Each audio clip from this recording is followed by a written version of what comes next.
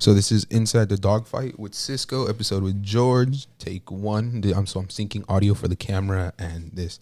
Ready in 3, 2, 1. What is up, my peeps? This is Cisco with Inside the Dogfight podcast. If you're someone like me that enjoys a lot of nonsense, but you love learning something new every day, then this show is for you. I will be interviewing badass individuals with all types of occupations, careers, hobbies, or even backstories. Everyday people like you and I, worth listening to. We will hear a bit about their journey, perspectives, but most importantly, their struggles and how they are surviving inside the dogfight.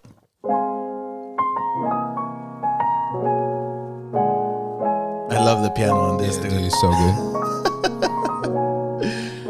Shout out to my boy, Jorge Barajas. Jorge Barajas. He actually told me, which was the website where I could get this? I was able to get this song? Soundtrack. That is... Soundstripe. Sound what? Soundstripe.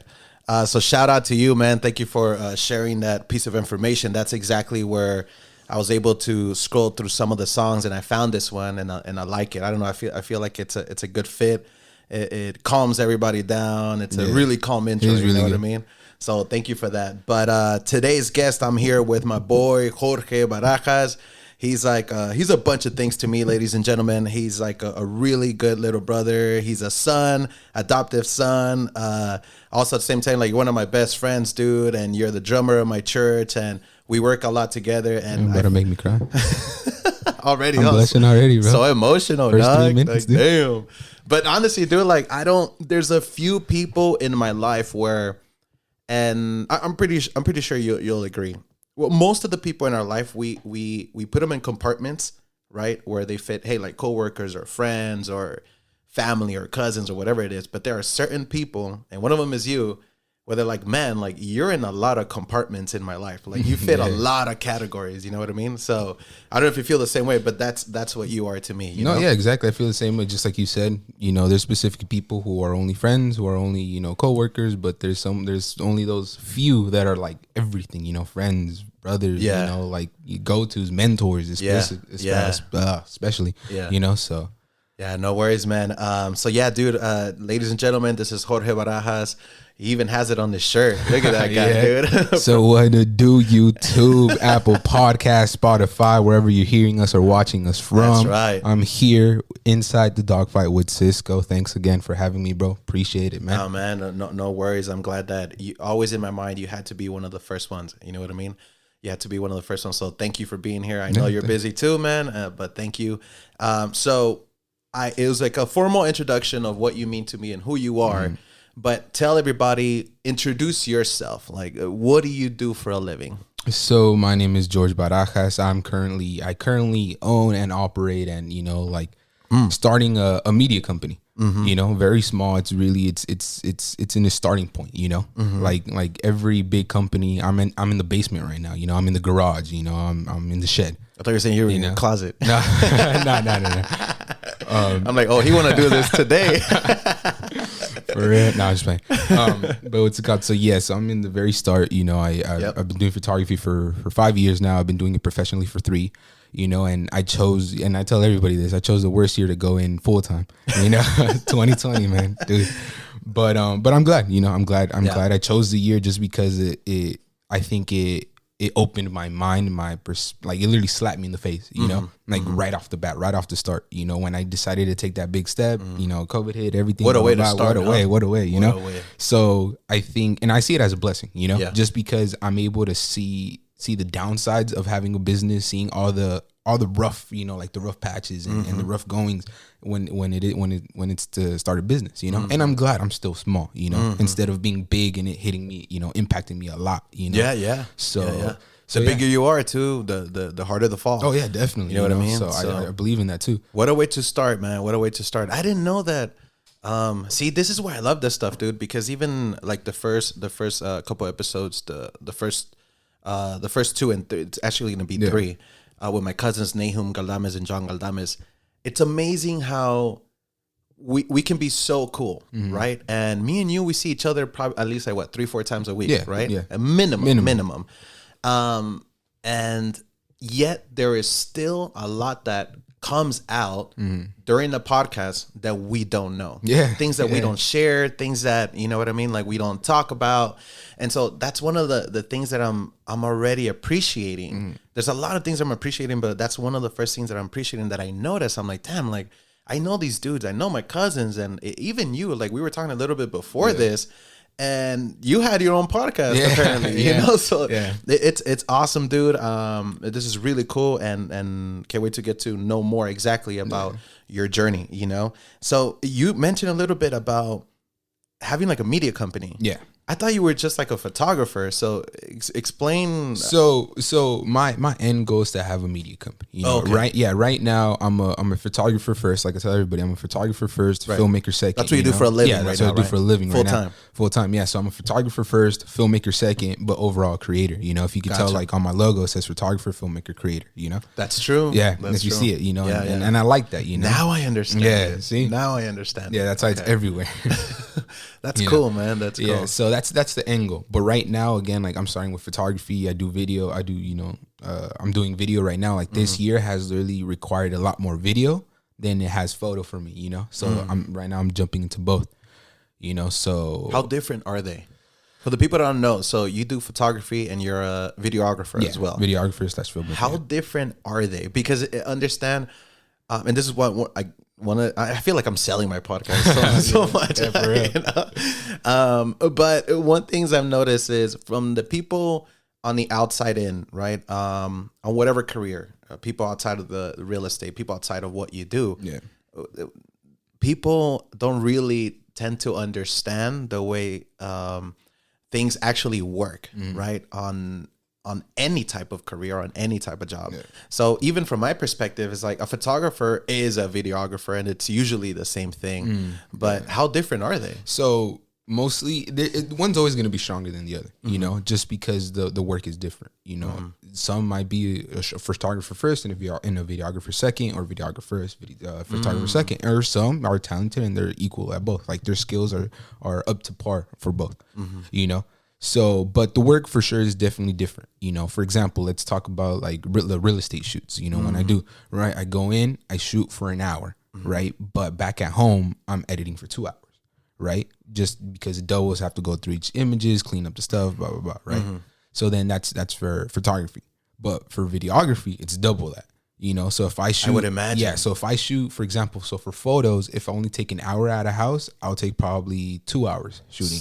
Right, just for angles, you know, the transitions. So instantly double the work. Instantly double the work, yeah. Wow. You know, and then on the editing side, it's almost triple to quadruple the work. Oh my! You know, just because you know that's where sound effects comes. Then you have to worry about the music, then titles, then transitions, then what clips to use. You know, and how.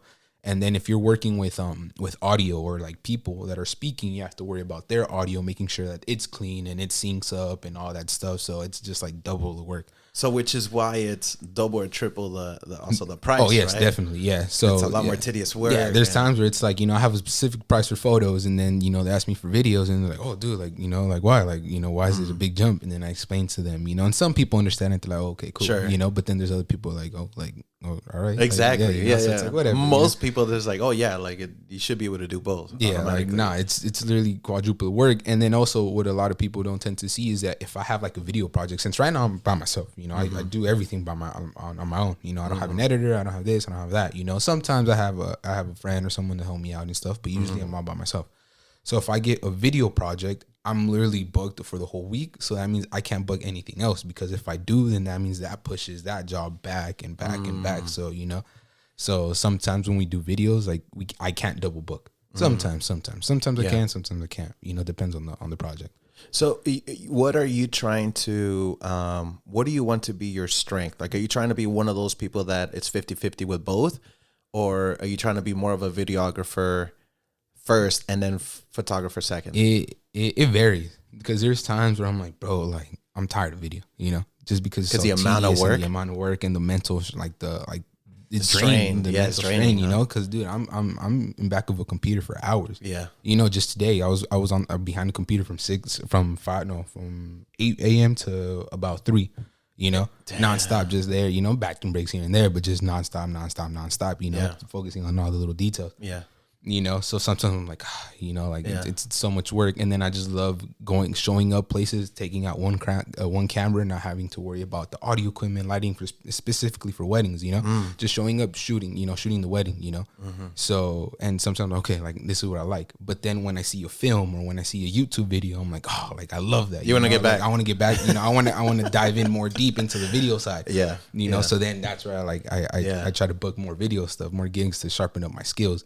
So it goes back and forth. It goes back and forth. Yeah, but as of right now, and where my skill is at, I still say I'm a photographer first, filmmaker second. Gotcha. And so let's talk about photography for a second.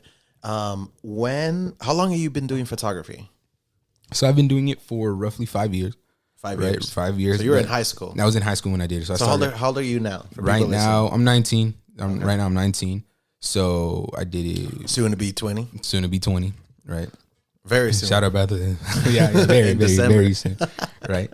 So so I'm about to be 20, but I've been doing it for 5 years, professionally for 3. So I started my sophomore, junior year of high school. I started. Well, sophomore is what? How old are you?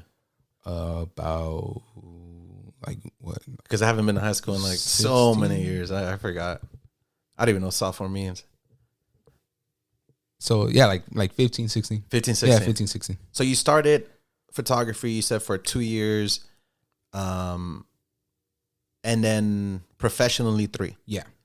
So professionally, that means you were what, 17? I was like 17 when I started. Yeah, 17. 18, so what does that mean? What do you mean As in professionally, just by the only reason why I say professionally is because I'm using the meaning, right? The actual meaning of it is when you start getting paid for something. Oh, right. Gotcha. So after my 3rd year is when I actually started getting paid for my work. So therefore, professional in a sense, you know, I guess, you know. Do you remember your first actually paid job?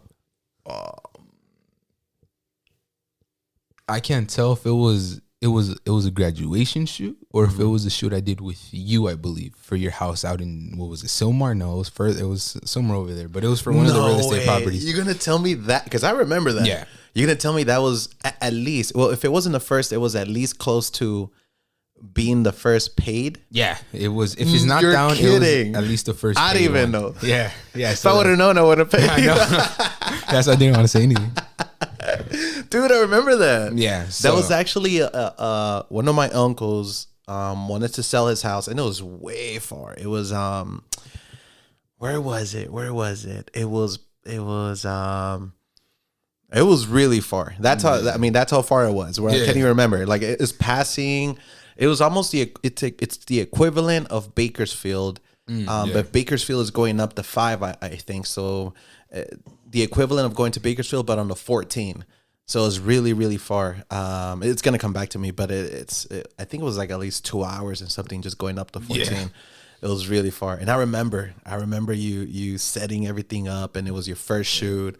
But yeah, man, I wanted the you know, just I know what it's like to start something, and I know how difficult it is for. It takes a lot for, and you never forget this type of stuff when your first type of clients, you know, they're like, okay, like, I believe in you, you know, let's give it a shot. You know, it means everything to you in the beginning.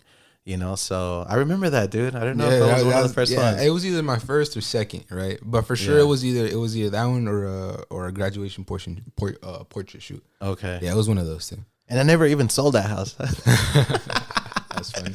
My uncle canceled it. Yeah, not because you didn't take good pictures. That has nothing to do with it. Okay, so you started when you were 15, professionally like 17. Here's the question. What made you go this route? What made you go and start photography? It was different. Like the career path, it was different. The way of getting there was different, you know. It was just, at the end of the day, I just wanted to choose a career path that was different from our backgrounds, you know, or from what our parents wanted. You know, you could tell I was a bit rebellious in a way. You know, just because, you know, in our culture, you know, our parents focus a lot on, and, you know, your cousins were saying it on the last podcast. It was like, you know, traditional, like, go to school, get a certificate in something, you know, electrician, you know, contractor, blah, blah, blah, doctor, whatever the case may be. Yeah. So that's the traditional route. That's what they wanted to do. But I didn't want that. you know, and because I wasn't really too good in school, so that's why I was like, okay, what else can I do that doesn't involve school? And I came about photography, and you don't really need school. You don't need a degree to take pictures or to build a media company. You don't. So that's why I was like, okay. And then you need schooling, but not specifically in school. Yeah, there you go. Yeah. So that's why I decided to take that path, because it was just different. Yeah. And So you knew since the beginning. You knew, I don't know what I want to be, but I do know for sure what I don't want to be. Yeah. That was clear as day in the beginning. Do you see back? Because now, even thinking about it, because now really analyzing kind of like who you are, it's weird how during this podcast you actually start seeing things that you wouldn't normally see. But you're a very creative person. Yeah, I would like to think so sometimes. You're because the thing about, now I'm thinking about it, everything you do. Okay, so you're a drummer, right? And then you want to learn bass, and then you're doing photography and videographer. Yeah. Like, these are all things that revolve around having creativity. I don't think you can do either one of those things if you weren't creative and not be creative. So did you know that early on? Did you notice, hey, I'm pretty freaking creative? I actually think I'm not creative. Really? I personally believe that I have a difficult time on being creative, right? But then I look back and I see some of my work, or I see some of the little things that I come up with, and I'm like, oh, okay. I guess I'm all right. I guess I'm all right. Not to toot my own horn or whatever. But for example, like at church, like where I really notice the small details is like when we're at church and when we're building something or we're trying to figure something out. Like, dude, I use the randomest thing to solve the problem. I don't know if you've noticed it, but like. And it's like, it's those small things that were like, okay, right? And to some people be like, oh, it's whatever, But for example, using like when we needed to mute the drums, we didn't have any racks. What did I use? Go grab paper towels and use them, and they work perfectly, So it's like little things like that, and just after time and time, like it just started to grow with stuff. Really, dude? That's so weird how it's the little things, the very minor little things that you see yourself doing and therefore think you're creative, but you don't see yourself doing the big things. Yeah, I don't. That's really weird. Yeah, just because, you get to a point where you compare yourself to people, and specific and me, I'm in a field where it's like, there's a lot of people who do what I'm doing. Yeah. A lot, just go on YouTube, photographers. Do you feel like it's amazing? It's exploded a lot more now? Yeah, just because in the time right now, like, dude, it's a whole, especially with social media and like YouTube and like TikTok and all this stuff, like it's a lot easier to get, like your content out. Yeah, like it's a lot easier to get your content out there and just to blow up at the end of the day. So right now, like for example, TikTok, it's helped many photographers like come up, or get known, just by posting a couple videos, so that's why when in comparison, like, oh, I'm not creative. I see their videos or I see their photos and stuff like that. Oh, I'm not creative. But it's just mental at the end of the day. It's just mental. Yeah, dude. I gotta say, the way you're seeing it, it's in a way it's good, but you're probably not being as creative, because I feel like creative it's like everybody has different level of creativity, right? But one, they're probably a little bit more creative in one specific area, or two, they were able to pop something out and then it went viral, and then that helped them out. But it definitely does not mean that you're not creative. No, yeah. At the end of the day, like I know. At the end of the day, like I know that I know I'm somewhat creative, or else I can't be doing what I'm doing. No, dude, I can't. Think about it. If you didn't have any ounce of creativity, you will not be a drummer. You will not be wanting to learn bass, which you're already picking up. You will not be doing this. You'll probably be doing something. And shout out to my boy Edwin, something more of that route. You know what I mean? Sure, like engineering. Yeah, and it's crazy because that's what I wanted to do in the beginning. Like I wanted, like I don't know. Remember? Yeah, you remember? Like I wanted to become an aerospace engineer and then a mechanical engineer, just because like that's what I was pushed to. When I was growing up, a mechanic or again, a construction worker, contractor. So like, what's the step above that? Engineer. Or I think it's an engineer. So that's a step above that. So I wanted to do that, but again, like just school wasn't my forte. Like I wasn't good with numbers and stuff like that. So it's like I'm more of a creative person. I wanted to go the creative route. Do you feel like you are exactly where you need to be? I think I've been led down the right path to be where I want to be. You know, am I at the specific place? Maybe not where I want to be, but I love where I'm at. I love at the position where I'm at. Could it be better? Of course. Like everything, it could always be better.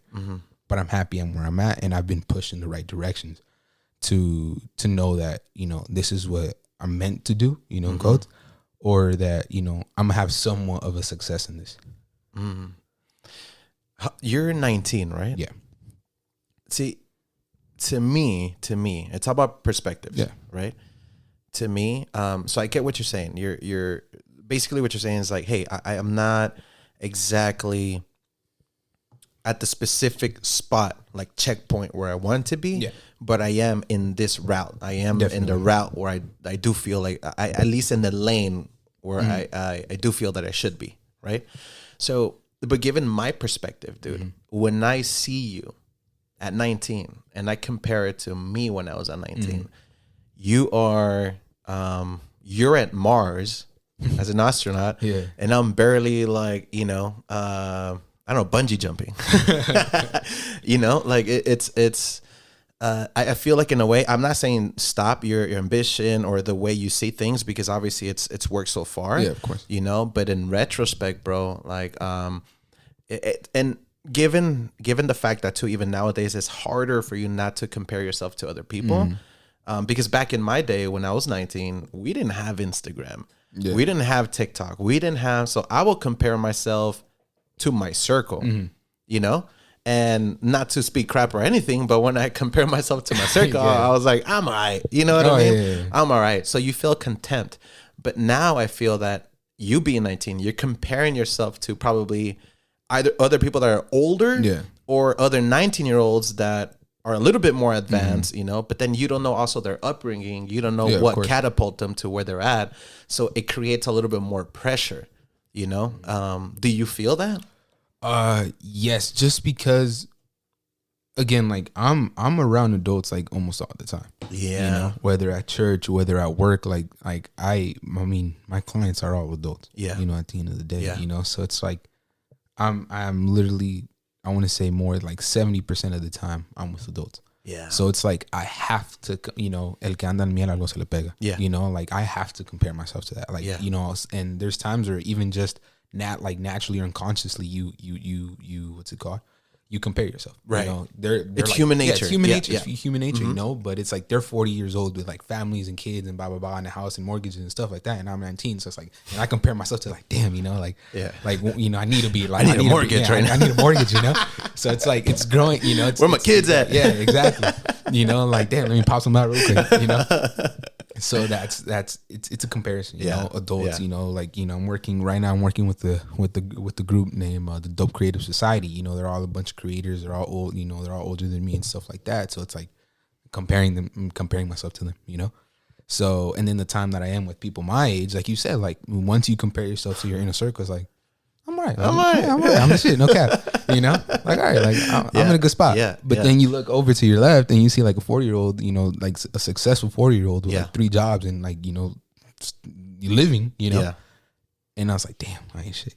You know? That's where look, and not to get to preach or anything, but it's good, but don't let that get to you because it's completely unfair, bro. Oh yeah, like it's completely unfair. Yeah, I see it as motivation. You know? I see. I don't see it as in like, damn, like I ain't there. No, I see it as like, dude, I ain't there, but I want to be. That's good. The moment the comparing yourself to others, because look, this is, and you probably, people are listening, you're not going to agree, but I always see people like, hey, don't compare yourself to others. Don't compare. I wouldn't necessarily agree 100% with that. You should compare yourself to other people, but know who you're comparing yourself to, right? When you compare yourself, be fair to yourself, right? The moment you compare yourself and it motivates you, then it's a healthy type. But the moment it starts bringing you down, it starts making you feel like crap, then that's where it's like, nah, dude, you know, you need to cut it and be more realistic. Like, hey, everybody has their own journey because everybody starts at a different starting line, you know? So that's what I'm saying. Just whatever that helps, perspective, dude, like you're doing amazing. You're doing amazing. You know what I mean? And you can literally bullshit for the next like couple years, bro. And you'll still, like we were talking with my cousin, like you'll still be super young enough to, either continue with that career or completely switch to something new. And then that's why I decided to go full on right now at the age I'm at, you know, because keep it realistic. Like, I don't really have that much to lose. You know, I really don't. So it's like right now I give myself a timeline from now until I am 25, you know. If I'm gonna go on full force, you know, do what I got to do, and, you know, take the path that I got to take. And if it doesn't work out, it doesn't work out, but at least I tried. You know, at the end of the day, then I'll go get my barber's license, go construction worker, or whatever. You still thinking? I remember you wanted to be a barber. Yeah, too. I do. I mean, till this day, I still want to, just because like my mom, she's a hairstylist. You know, my aunt también. You know, so it's like it's in the family. It runs in the family. So my mom's a really big advocate of me going to go get my barber's license, right? So because she knows the amount of, like, she's in the industry, so she knows how much a barber can make. Yeah, you know. Yeah. So she's always pushing. Every barber I know, they're doing well. Yeah, they're doing pretty well. Yeah. So like they're pushing. Especially because they get paid cash. yeah, exactly. You know? Ripping us off, bro. Real, pay your taxes. Facts. What's it called? So that's what she's pushing for. But me, like, I like it and it interests me, but it's like, let me do photography first. Gotcha. You know, and if at the end of the day, I mean, I'm still planning to get my barber's license, you know, in between those 5 years, because I want to grow. You know, whatever I could do, whatever I could get, you know, it's just, at the end of the day, it's beneficial, because I'm gonna have more on my, you know, to back me up. You know? So I still consider it. How did you start? What was your first step as a photographer? Like, if you can go and think about the first step that you did, how was it that you were able to start? I mean, picking up a camera. You know, as simple as that. That's like when you pick, because I've always wanted to take pictures since a young age. You know, it's funny because my mom, when I was in like elementary, right, like 4th, 5th grade, she bought me or she pretended to buy me a camera. The only reason why I say pretend is because she gave it to me. No, she gave it, like she bought it, but then she let me play with it, and then she sent it out to Mexico. You know, that was the initial plan, right? But when I was like, what, in 5th grade, I was how long did you have it for? For like a month, maybe. Like a month, yeah. So it wasn't too short of a time, but I had it for. She leased it to you. Yeah, she leased it to me. You know, it was long. So she, you know, so she let me borrow it, and dude, like, I made a couple videos, you know, like recording myself and stuff like that. Yeah, my cousin Lali actually has them. You know, like, God forbid they ever get released or leaked, bro. My career is over. You know, she could blackmail you, bro. Dude, literally. If you're hearing this, bro, please, Lali, please don't expose it.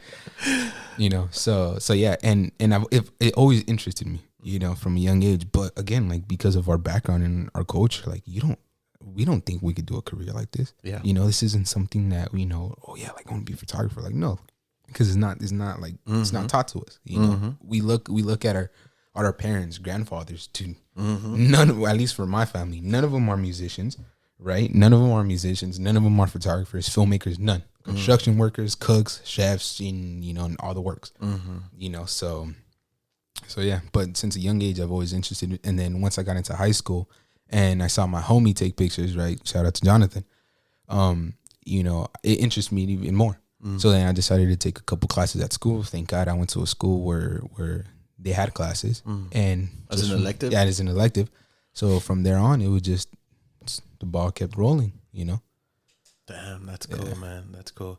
Yeah, it's I noticed, like you mentioned, when we were talking to our cousins on a couple, like, the last episodes, and we understand 100% why our parents second guess, or they're not a little, but they're very skeptical when the second generation, or the kids from you know, immigrant parents, first generation, you know, we want to pursue a type of career that revolves around creativity. We completely understand, because, well, number one, even us, we should notice that, hey, it's a lot harder to make it. Oh yeah, it's a lot harder, you know. So in a way, our parents, they want us to succeed, and, you know, they want us to pursue the most effective, the safest option, you know.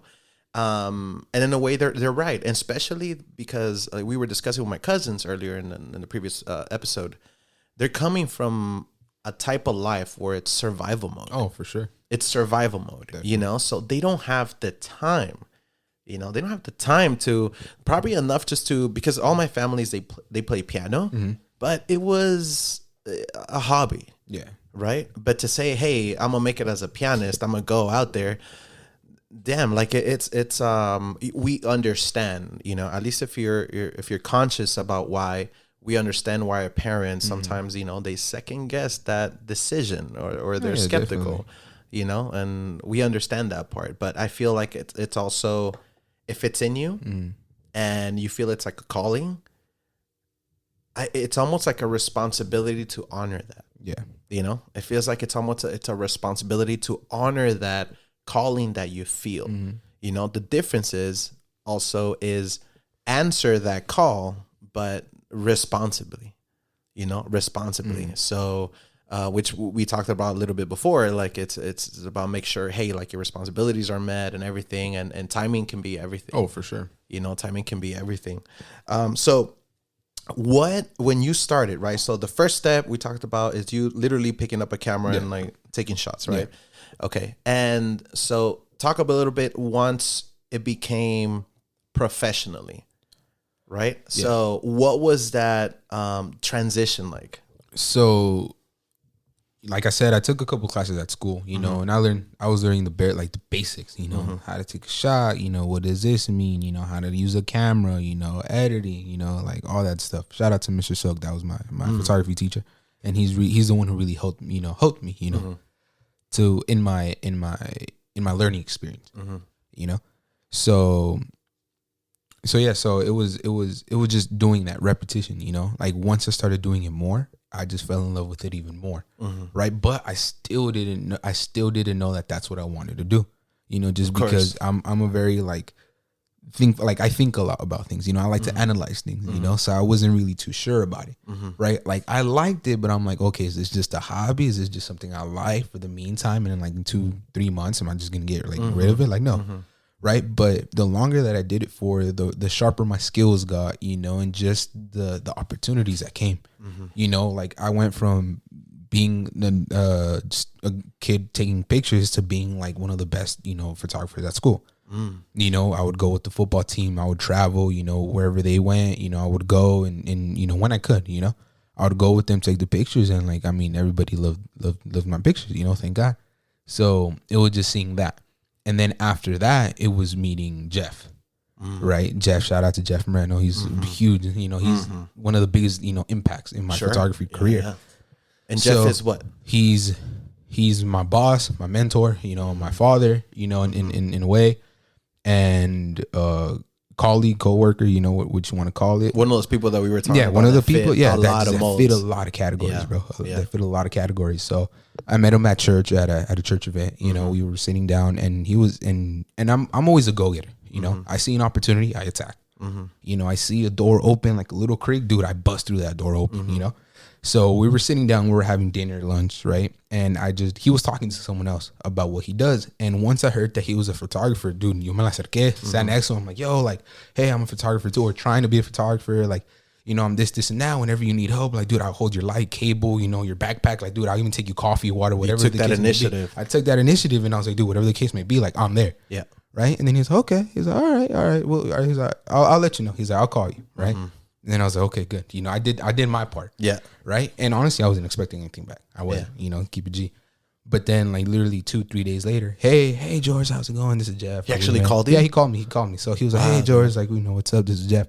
I actually have a shoot this Saturday, you know, if you want to come, help me out, you know, and stuff like that. And I was like, yeah, for sure. Don't worry about it. You know, I'll be there, you know, give me the time and everything. Thank God I had a car to go in and stuff like that.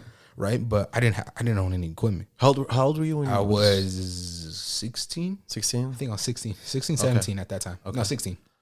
Yeah. So I was 16 years old, and I didn't own anything. I didn't own like any camera equipment. The only camera I had was my phone, you know? So, but again, I'm not going to let that stop me. Of course. I'm someone who finds a way, you know, out of everything. Right? Make it happen. Exactly. Find a way to make it happen. Yep. Thank God I opened doors and I had connections that were able to help me, right? Like I told you, my teacher, Mr. Silk, I got really close to him. I opened that opportunity. I made that strong connection, right? Which I advise everybody to do. Yep. Right. And I was able to go to him and I was like, hey, Mr. Silk, like this came up and stuff like that. And he's a teacher. So at the end of the day, they want the best for you. Right. Right. And because he trusted me, I was one of his favorite students. You earned his trust. I earned his trust. Yeah, I got cool with him. I got really cool with him to the point where it's like he would invite me over to his house just to have coffee. Wow. You know, and you're talking about like a 40-year-old man and a 16-year-old kid. Yeah. Right. So he saw something in you. Yeah. So he saw something in me. So I called him up. I'm like, hey, Mr. Silk, like, blah, blah, blah. Like, I have this opportunity, this, and that. And I was like, but I don't have any equipment. You think I could borrow some of the school equipment? He's like, no, like, I'll let you borrow my personal equipment. I got you, boy. Yeah, he was like, I got you. So I drove up to his house. He literally let me borrow all his personal equipment. You know, because he was a photographer too before he became a teacher. Yeah. So he had all the equipment. Yeah. So he's like, here, just take it all. Wow. And I was like, oh, cool. You know, I went, you know, I took the backpack and I went straight to the shoot, you know, with Jeff and stuff. And I didn't even end up using the camera. You know, I didn't even end up using it. But you were ready. But I was ready. I was ready for anything. Stuff. I took stuff. I was ready. No, I didn't. You know, I was ready to work. Yeah. You know, and I got there and I showed Jeff what I could do. You know, which was nothing, barely nothing. You know, because dude, I was just starting, right? But it was that hustle. It was enough to be like, okay, like, you know, like I'll give this kid a shot. Yeah. You know, so then after that shoot, he introduced me to my boss named OJ, right? He runs Hope Boat Productions. Shout out to them. Right. And they're a wedding company. Like they shoot weddings like year round, you know. That's their thing. So he introduced me to them, and again, he was like, look, this is my boss. Cause he's both of our bosses. You know, he's mine and Jeff's bosses, because we work for our own, like we have our own company now, but we also work for him when, you know, he sends us to weddings. Got it. So he gave me the number. He's like, hey, OJ, like his name's OJ, right? He's like, hey, OJ wants yeah, OJ. So, his name's longer, but he goes. But he's OJ. known by OJ. Yeah, he's known by OJ. And he still gets business. He must be really good. Yeah. He's really good. Like he's really good, right? So he still gives business. So yeah, so he introduced me. He's like, hey, he wants to talk to you. He wants to meet with you. You know, he's looking for someone to like help him out. You know, with a couple stuff. Again, me, a go getter. I was like, for sure, say less. He gave me his number. 2-3 days after he gave me his number, like nervous as heck. Bad. Yeah, like I was super nervous. I called him up. You know, I called him up thanks to JP, because he was there with me when I gave him a call. And he was like helping me out. You know, like on what he's saying, stuff like that. Called him up. I was nervous as heck, but you know, the OJ was really cool. He was really chill. So he was like, hey, what's up? Blah, blah, blah. Like, what do you do? Blah, blah, blah. He's like, hey, you know, he's like, you know what? Like, based off of this phone call, you know, long story short, he's like, based on the phone call, like I want to get to know you more. Let's meet this, right? I was like, say less. I'll be there. Right. That next day, drove up to wherever, to what was that, like Artesia, you know, like that's what, like an hour or something away from my house. Didn't stop me. I went. You know, showed up there at the interview / meeting and stuff like that, and we just had an interview. They got to know me a little bit more, and they're like, okay, they're like, when could you start? Like always, I can start right now. They vibed you. Yeah, they vibed me easily. Yep. Right, him and at the time it was his partner Min. Yeah. Right, so like they vibed me, and they're like, okay, like again, like they believed in me. You know, they saw something in me. I can tell you exactly what it is, man. And look, it's if there's one thing that people that already make it. And any position of leadership or a boss, right, or anybody and the top of the ladder, of the hierarchy ladder, whatever it is, business, project, whatever. If there's one thing unanimously that bosses hate or people on top, is people with excuses. That's what it is. You know, it's people. My dad actually, and this is, you know, at least me, I learned that from my dad. You know, and we'll get in a second with you, you know, regarding the relationship with your father. But at least with me, I learned that from my dad. Where my dad, at a very young age, he told me, the word "I can't" should not exist in your vocabulary. You know, find a way to do it. And this is something that was drilled in me since I was a little kid. Just like changing the tire or changing the brakes, and I'll be like, hey dad, well, I don't got this specific tool, I don't have this, you know, I can't do it. I'm like, no, what do you mean you can't? Find a way. Like, find a way. You know, find a way to make it happen. And so that is something that can be taught, right? But that is also something that you either have or you don't. In the sense that, for example, with you, I don't know if do you think that was taught? Somebody taught it to you, or you were just naturally like that? Because understand that some people are just naturally pessimist and cynical, and I can, and then I can this. Well, I don't have the tools. I don't. It's like, dude, like nobody ever has all the tools to get something done. Just get it done, you know, or do what you can. And people, successful people, tend to notice that, and they smell that, you know, and that is enough to give people a shot. Where do you think you got it from? Because you definitely have it. I would say it's a mix. Right, just because my mom's a go-getter, You know, my mom's like, it all comes from home. You know, it all starts from the household. So my mom's always been a go-getter. She's always been, you know, and I think a majority comes from my mom because, you know, when seeing her, you know, her actions, what she had to go through to be where she's at, you know, she's in a really good spot, you know, and she didn't have nothing before she started, you know, because her goal and her dream was to become a stylist, you know, like do hair, cut hair and do all that stuff. Right. So her goal was to get licensed. But at the time, like, she had no papers, she had no money. Right. And she had a kid, she had me. Right. But that didn't stop her. You know, she figured out a way to get into school. She got into school. She worked 2 jobs, right? She worked at Robex, shout out to Robex, and she worked, doing something else, right? And while having me at the same time, raising me, while going to school and getting her degree. And after she finished her course, thank God and glory to God that she was able to get her degree, right? And dude, I was a kid, so it's not something that she could be like, oh, I did this, like I didn't understand anything, you know? So she couldn't tell me comprehend the extent of what she was doing. Exactly, but I would see it, and as I got older, like I would see the things that she had to do to get where she's at, and then, you know, and like having the opportunities that she's had, you know, like she had a clothing brand, like she had a clothing store, she operated one, she did all that. And it's crazy because, you know, like we've talked about it before, where me and her, when I wanted to start this, like we got into big arguments because she wanted me to go the traditional route, but I was like, heck no. Yeah. You know, I want to go the opposite. You know, and like we would get into super big arguments. Probably in her mind, she's like, I did not struggle this much, so you can go and find something to struggle with. Exactly. You know? And I don't blame her for anything. Like, I don't blame her for that, you know, because at the end of the day, as a mother, right, or as parents, they don't want to see us suffer. So that's why they want us to go to the traditional route, like you were saying. Like they want us to do that, the safest option, because they don't want us to suffer. They don't want us to struggle, right? But no, like I want to, you know, like I want to know what it is to be under pressure, you know, survive, you know. So we would get into big arguments, but something that she wouldn't see is that she's doing what I'm doing in a way. Like she took that step to go into cutting hair, right? That's already 1. 2, like you're doing what she was doing. Yeah, what she was doing, right? And then 2, right? Like she operated her own clothing store, right? Like, dude, like that to me, right? Or to our parents, that's hustle, bro. Like that's hustle. Like she literally out of nowhere, hey. Because she's a go-getter. Like, she wants to be her own boss. She wants to be an entrepreneur. Like, one of the things that my mom, a good and bad thing, right, is that she doesn't like to be told what to do, right? So it's a good and bad, right? So she wants to be her own boss. She does not like to work under anybody. I feel like every entrepreneur at least has a little bit of that. Little bit of yeah, for sure. You know? Yeah, don't tell me what to do, bro. Yeah, for sure. Yeah. So, you know, she opened up a store. Was it easy? Hell no, right? But she did it.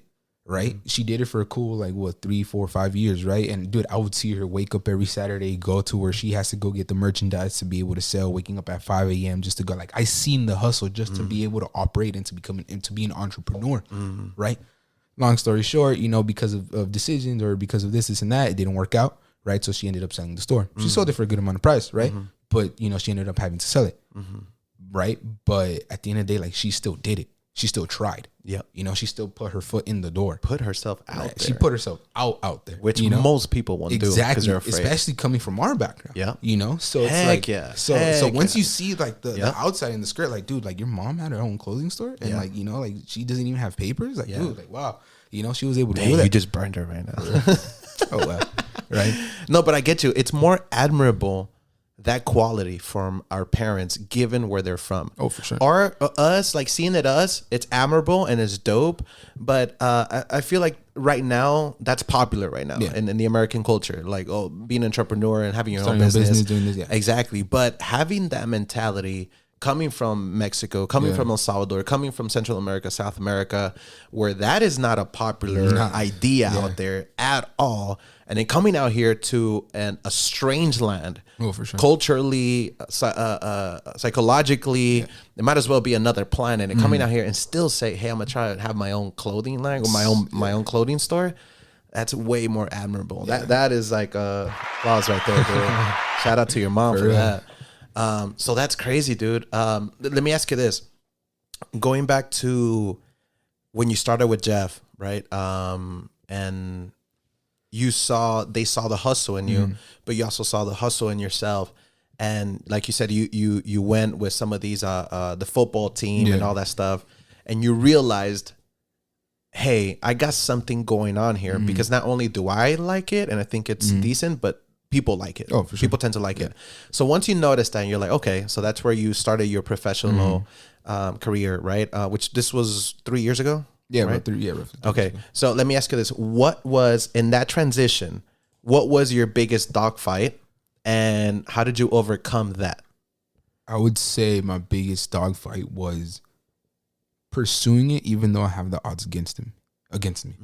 You know, like again, it just goes back to our culture and like the way we were raised. Like we were not raised to be entrepreneurs, to have our own business. You know, be filmmakers. You know, like we're not raised like we're not raised like not for that, but we're not raised for that intent. You know, so.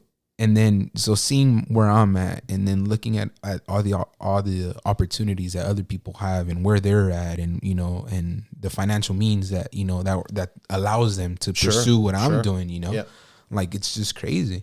You know, and it's funny because I actually had a really big like eye opener, like really big moment in my career where I was like, where it kind of got to me. You know, because so it was at a point where, because of the opportunities and the relationships that I had, you know, I was able to work on a really, really small film right here in Pasadena, right? At the art school in Pasadena. I forgot the exact name, but it was like the art school in Pasadena. Is it the Llama? I think it is something like that, but it's like a really popular art school in Pasadena, right? So it's like up in La Cañada somewhere, yeah. So I went there with the student. So on my first day on set, you know, like I met the teachers, like some of the teachers there and stuff like that, right? And I just went as like a volunteer. You know, I wasn't planning to go to the school or anything. It was just the director. He was like a mentor at our school, and he liked me. He liked the hustle and stuff like that. So he was like, hey, like come over. He wasn't that much older. He was like what, like 23 maybe, 23, 25.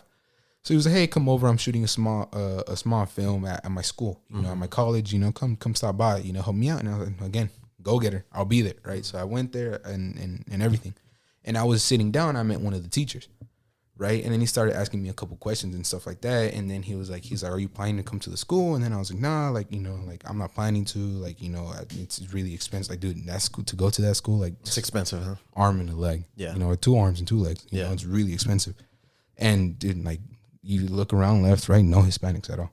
Like no one, like no Hispanics. So I was like, so going into that, seeing that, I was like, okay, that's already one. You know, that's already a flag. Like no Hispanics at all. Yeah. 2, the price, 2 arms, 2 legs.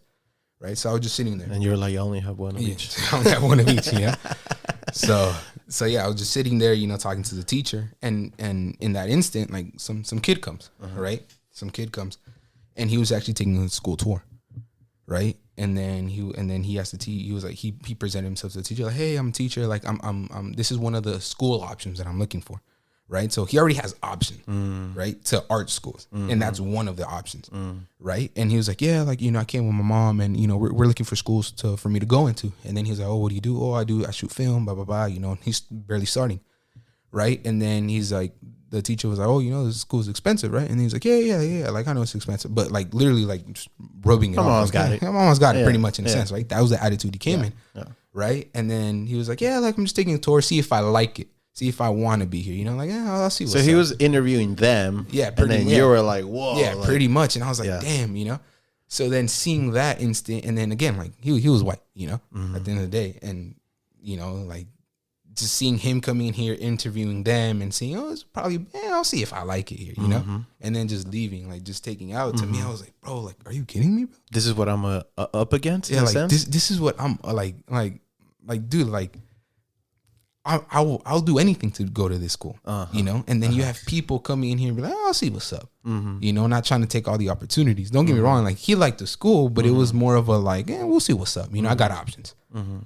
But me, like, I don't really have options for that, you know? So that moment, right? Some people could be like, oh, whatever, you know? But like being there in that moment, being a little Hispanic kid in the corner, you know, and then just seeing like all these people that are able to afford it and just like walk in and just like nothing, like to me that was really impactful. And I was like, dang, what did you feel like? What did, in a way, did it kind of mess with you? It made me second guess. It made me second guess. It was like, dude, like can I do this? Do I have the means to? Do I have the finances to pursue what I want to pursue? Because you compared yourself. Because I compared myself. Yeah, yeah. You know, like, like, I don't have a trust fund. Like, I don't have anything to back up on. You know, like I don't. I don't have, you know, like, I don't have, like, I do have a mom, but I don't have, like, she's not my bank. You know, like, I don't have a bank like that. You know, to fall back on. So it just made me second guess. Like, can I do what I'm doing? And again, it's like you go into the industry, you go on set, and dude, you see no Hispanics, bro, no Hispanics.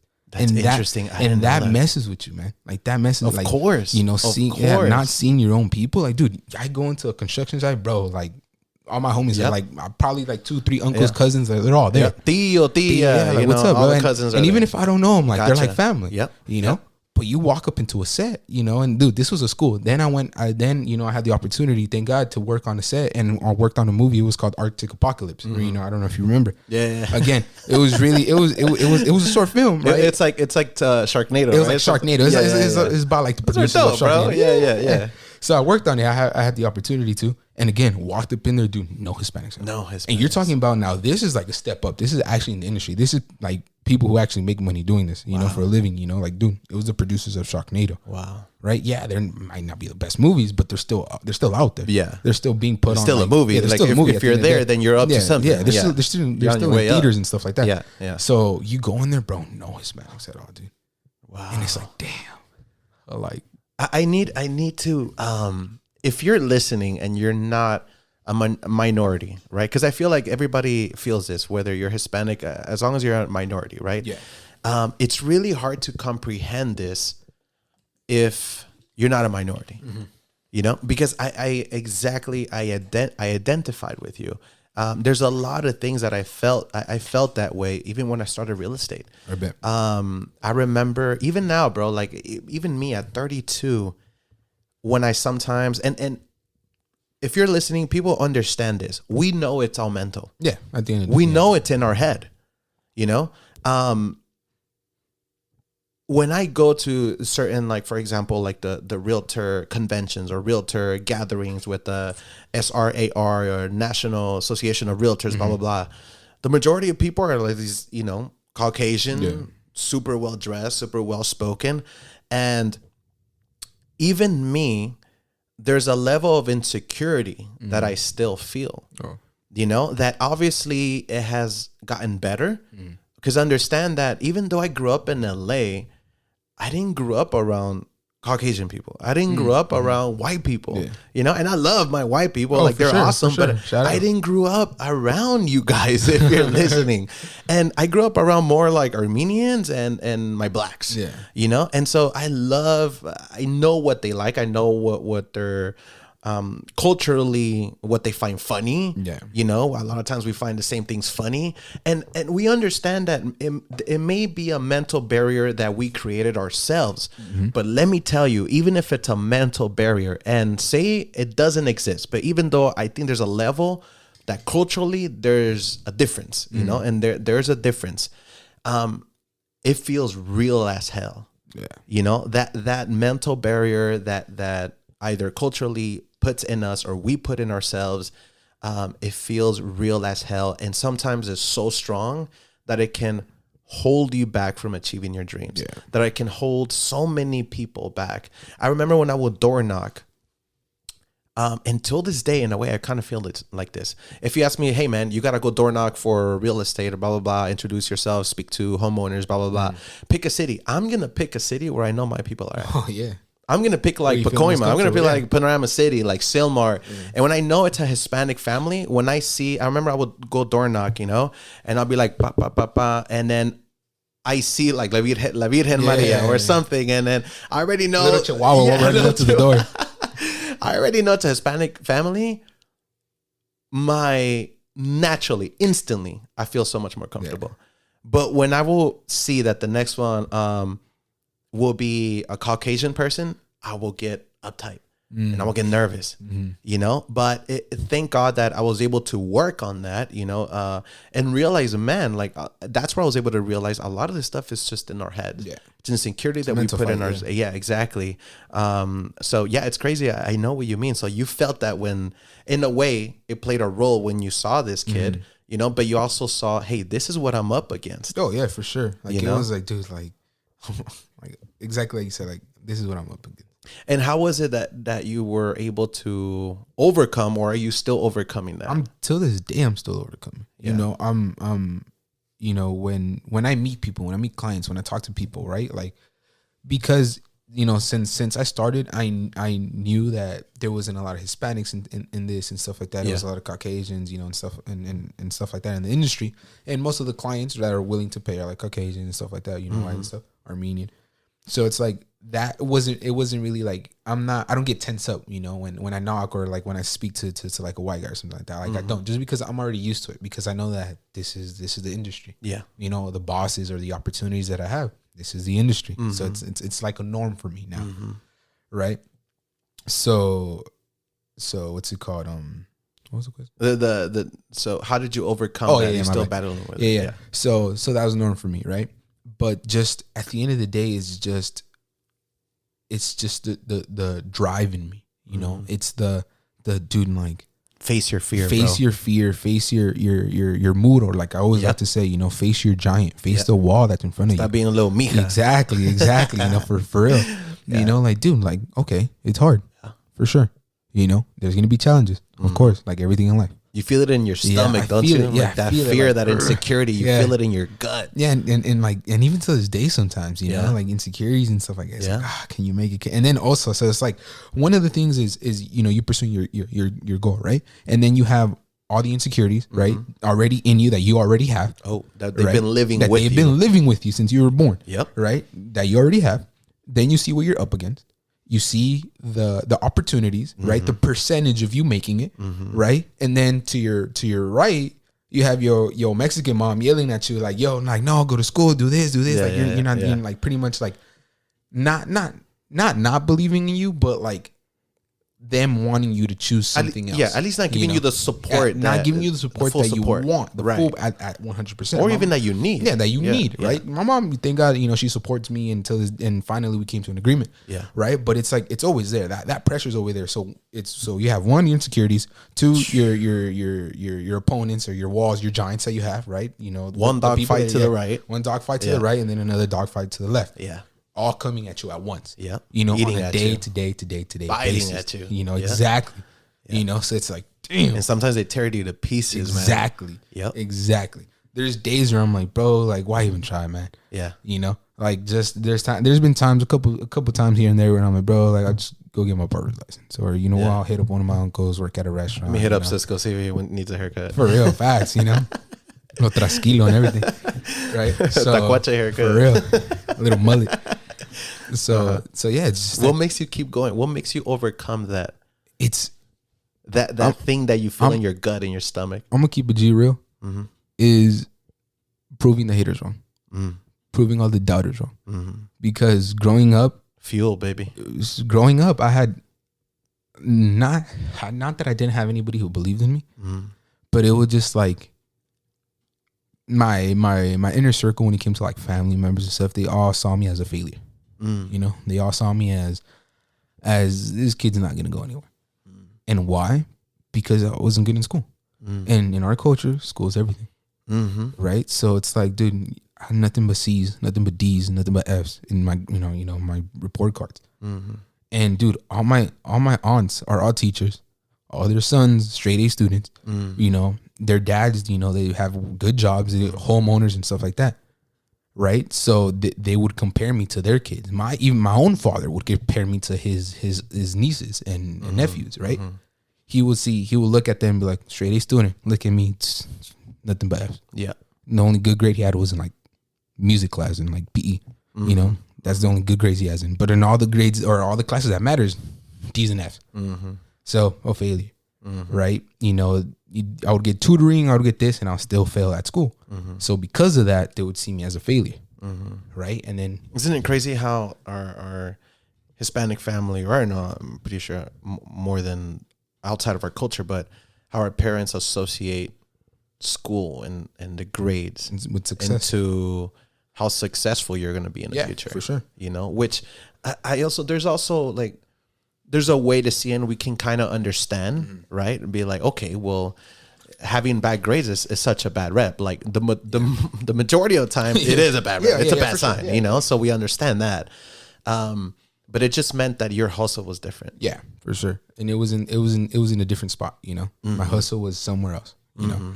So growing up, you know, I was always looked at the failure kid, you know, as the child who's gonna fail, just work a regular, you know, 9 to 5 at a restaurant, McDonald's, car wash, or whatever. Even though I know there's more to me than that, right? But that was always the picture I was painted at, you know.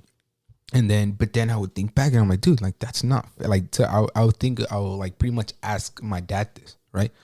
Like, dude, it's not fair to compare me to my cousins, that are doing really good in school, that have a future ahead of them. Like, dude, it's not fair. They both have both parents. They both homeowners. Support from both sides, right? Their moms are teachers, for God's sake. Yeah. You know, like no shit, they're gonna be good in school. Yeah, of course. Right? Me, dude, I live in a single parent household, barely any support from my father. Like, you know, I would say your dad, I mean, you know, from what I know, neglects you. Yeah, neglect, you know, neglection, right? You know, and it's not his fault, but he can't help me with my homework and stuff like that, you know? So it's like, dude, it's not fair. Yeah. Like, it's not fair to compare me to that. It's what we were talking about earlier. Everybody has a different starting line. Exactly. You know, life is like 100-yard race, and some people are born into the 20-yard.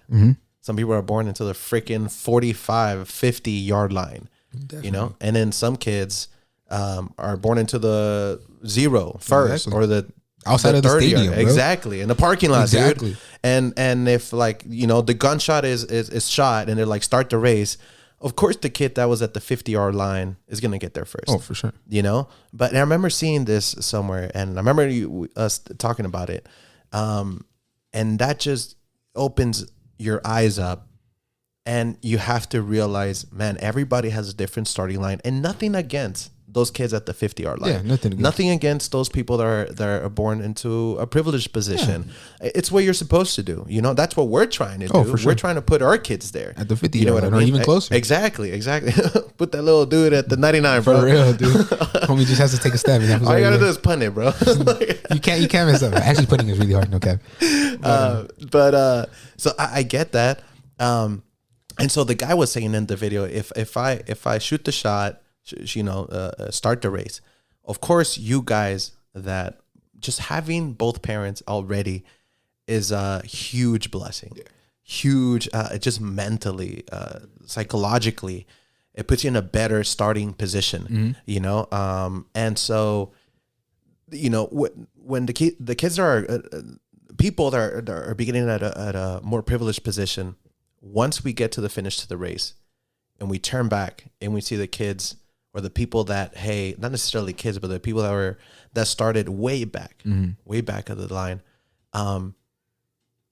It's crazy how he was saying, do you think that only because you won and you got here first and you finished the race, do you think that you're better than them? No, absolutely not. Doesn't mean that at all. Yeah. It just means that you were closer, you know? And so I get you. Like, you had to, it sounds like as you were trying to figure yourself out, there was a lot of demons that you had to fight. No, for sure. There was a lot of insecurities that you had to fight first. There's a lot of obstacles emotionally and mentally, psychologically. And also bad habits too. Yeah. You know, that were started in the household. That could be generational. Exactly. You know, so it's like, you know, at the end of the day, you know, I thank God for everything that I have, and I thank God for putting me in the position I'm at, giving me the parents that I have. I don't see anything as a curse or like, why me? Like, no, I see everything as blessings. Yeah. Right? I see the bright side of everything. I like to see the cup half full, you know? See, this is what people see in you. No. This is what Jeff saw in you. Yeah. This is what O.J. Simpson. This is what O.J. Get him in trouble. This is what O.J. saw in you. Like, it's these are the things that it's easy to see, man. You know? And at the end of the day, I much rather have someone with that mentality and that spirit than somebody at the 50-yard line, but that doesn't acknowledge or is even conscious about their privileged starting position. And then there's a lot of people that are starting at that 50-yard line and they're cynical and they're negative. Oh yeah, for sure. You know, because they didn't have to work they didn't have to work their way up to that 50-yard line. You know, let me ask you this, bro. What is, going back to your profession, what is your favorite thing about it, and what is your least favorite thing about it? My favorite thing is creating something memorable that impacts, like, the clients. And I get this feeling a lot more with weddings. With weddings, because I started as a wedding photographer. I'm still a wedding photographer and videographer, filmmaker for weddings. And it's just being there, being with them, throughout the whole day, sending them the stuff, and they're like, wow, like, like capturing moments, like you're in charge of capturing some of the most important moments that won't be able to be recreated ever again. It's talking about, getting married. That's like, exactly, like, dude, like the biggest, dude, sometimes it's pressure because, dude, Absolutely. You missed that first kiss, at the altar. What are we gonna say? Hey, can we do a redo? Like, can we start that? Like, no, like, go back. Like, no, you can't. Dude, that was whack. Do it again. Do it again. Like, nah, use more tongue. Nah, put your back into exactly. it. Pretend you like the person. So we can't do that. So we have to capture what we got to capture and move on. Yeah. And then giving the clients that. Or, for example, like going out and doing like portrait shoots with families. Like just recently I did a portrait shoot with the family, and it was their 20th anniversary. And just shooting them, sending them the pictures, and like, oh wow, like just those capturing memories. Yeah. Creating, making videos, and you're like, dude, like seeing the expression. Yeah, seeing the expressions. And then on my end, like taking a picture, making a video, and like, dude, like I created that. Like, dude, like that's me. Like, that's me. That's me. Like, that's my photo. Yeah. Like, that's my picture. That's me. Yeah. It's just it's a feeling that it's just like, you have to know it. You have to know it. You have to be a photographer to know, to know the feeling, Yeah. So yeah, it's just that feeling of wow, of I created this. I accomplished this. I captured this moment. I created this image. Because think about it, like pictures are everywhere. You need pictures, right?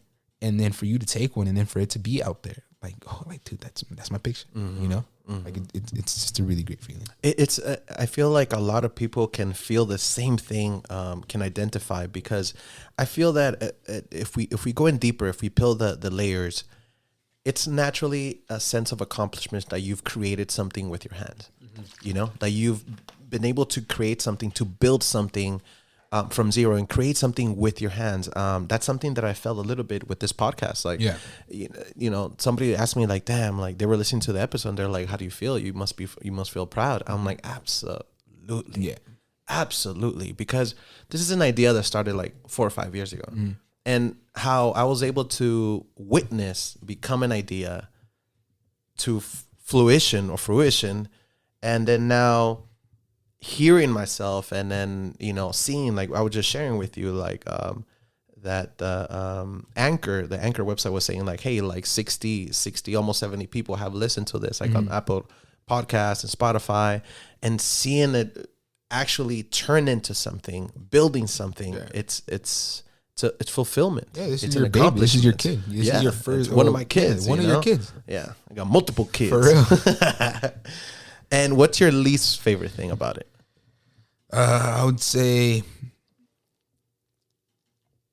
it's all that tedious work, like when it comes to editing, staying up. They kind of shared it in the beginning. Being behind a monitor for hours on end, finding your own clients, because when you're an entrepreneur, and you experience this firsthand, like we're the true definition of chasing the bag. Dude, we don't have a set paycheck. We don't have steady income. Like, we don't come here 5 days a week and then we expect a check on Friday. Like, no, that's not the case for us. Yeah. And I've always said it. Like, I know a lot of people say, oh, chasing the bag. And kudos to them, respects to them, like, no shame on them. Retail store, hashtag chasing the bag. For real, bro, you ain't chasing nothing, dog. For real, like, you're working for the bag, for which sure, is it's his own hustle. Definitely, like, ready to work at McDonald's. Like, dude, chasing the bag. Again, respects. I ain't tripping. But it ain't chasing. You working for the bag. You're working. There you go. That's the difference. But no, like us, we're chasing the bag. Yep. We don't chase. We don't run. Like, we don't get paid. We don't eat. Because people that don't do what we do, or if you're not an entrepreneur, if you don't, if you work a 9 to 5, well, there's nothing wrong with it. Nothing. Everybody's different character, different calling. But you do need to understand this. We have to go and chase our client. We have to go and find our client. clients are not going to call us. Clients are going to pick up the phone. Hey, I saw George. He's a photographer. Let me call him. And I want to set up an appointment. Like, no, we have to call. You know, like once you made it, that's when people call you. But if you haven't gotten there, we have to chase the bag. Definitely. We have to hustle, call, and follow up and do multiple follow-ups. I have to sometimes follow up like 8 to 9 per client till they finally pick up and say, hey, man, well, sorry, but yeah, I'm still kind of interested, blah, blah, blah, blah, blah. Like, that's the type of hustle. That's like the actual definition of chasing. Oh, for sure. The bag. And then also, like you always say this a lot, right? There's no guarantees in what we do. Nope. No guarantees, right? You're the percentage of guarantee from working a 9 to 5 to us it's different. Yeah. Right? You're guaranteed that if you come from 9 to 5, Monday to Friday, you're gonna get this amount. Yeah. Right? That's guaranteed. As long as you're not a dickhead and you're not a dumbass or as long as you don't get fired in between, you're fine. Right? As long as you do what you gotta do, you work, you good. Yeah. But us, no, I'm pretty sure this happens to you. This happened to me like a couple times this month, right? Like twice, where I booked something. Right, I book it, I scheduled it, right? Okay, for this month, we got it. Cool, good amount of money coming in this month. I'm chilling. Yep. Right, literally a day before they have to send in happens. The day before the deposit or something. The deposit, right? Because I always ask for a deposit before anything. Right, this is all the business side. So right, the day before the deposit. Right? Hey, you know what? I'm actually not gonna be able to. You know, I'm gonna like be out of state, or I don't think I'll be back. Or blah, blah, hey, blah. big dog. But thank you though. I really appreciate it. Like thanks for thanks. Yep. Yep. Yep. Dude, that goes half of the month. Yeah. Income, like bro. Yeah. And all right, I get it. All right, well, all right. We still have another shoot coming up, so we fine. No worries. And then right? 2 days later, like, bing. Oh, cool.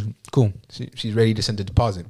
Open up the phone. Hey, what's up, George? Actually, we decided and we're gonna do something else. We're gonna go to a different route or this and that. We really appreciate it though. Thank you for everything.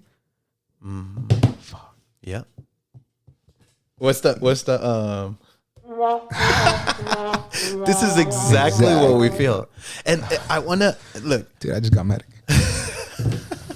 Dude, I'm actually done, bro. I'll see you later. Cut it out. For real. People need to understand this. And we know it's the correct reaction. But it takes so much to then grab the phone and be, hey, no worries. I got it. When you're ready, let me know. Dude.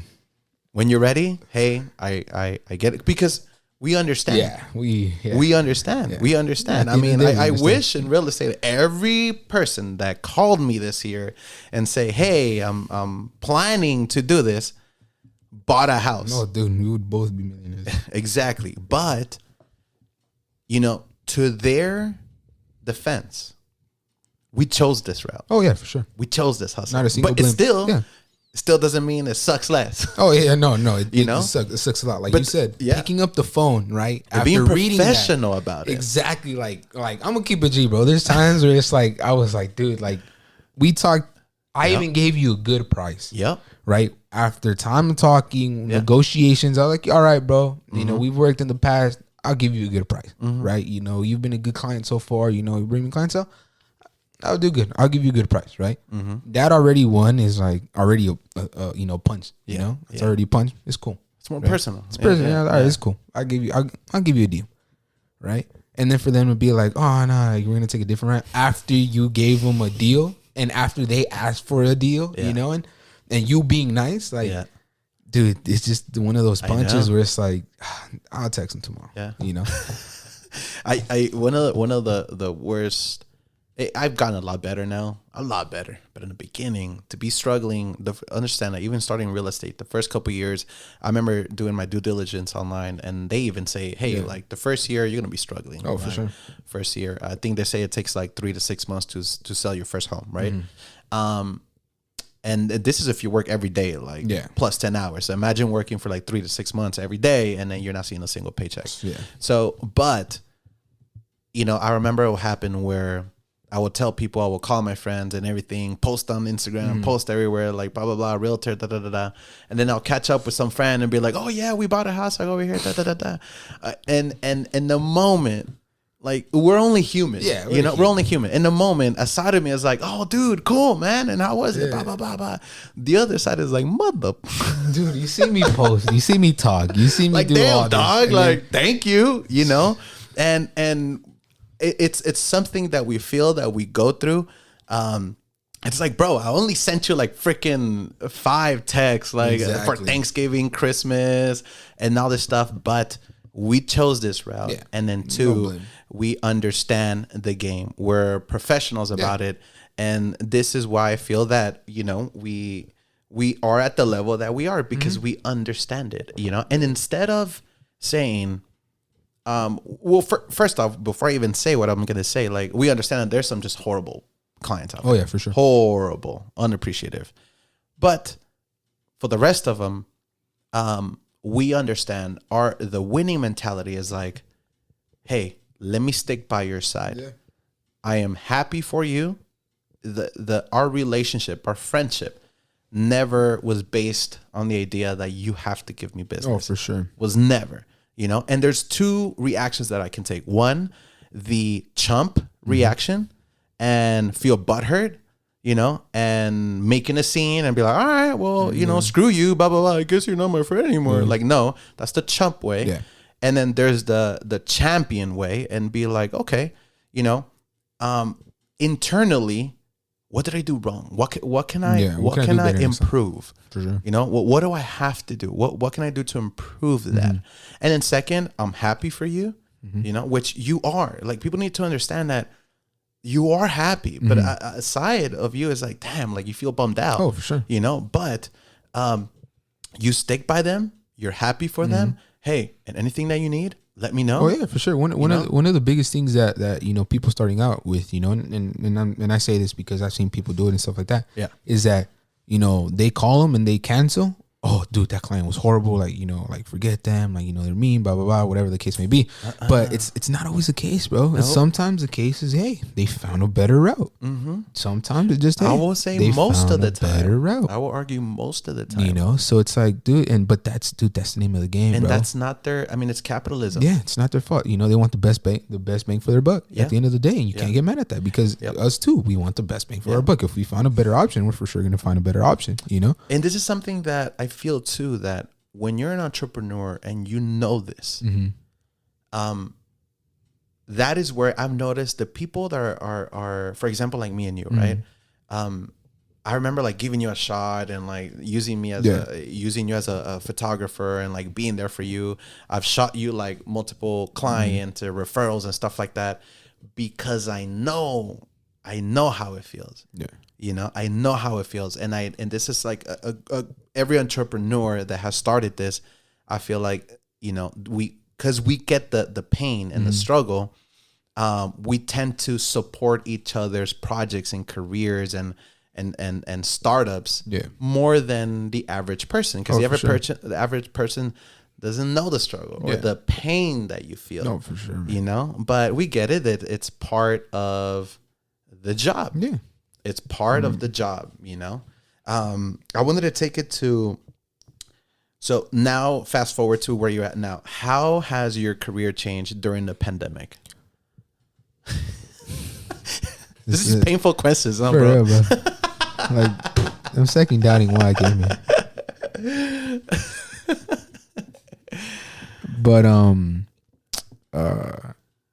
I think like everybody, it slapped us in the face. Yeah. Some more than others. And it's something that we couldn't avoid. So again, I chose the wrong year. Well, I wouldn't say I chose the wrong year, but I chose the year where, we had this slap in the face.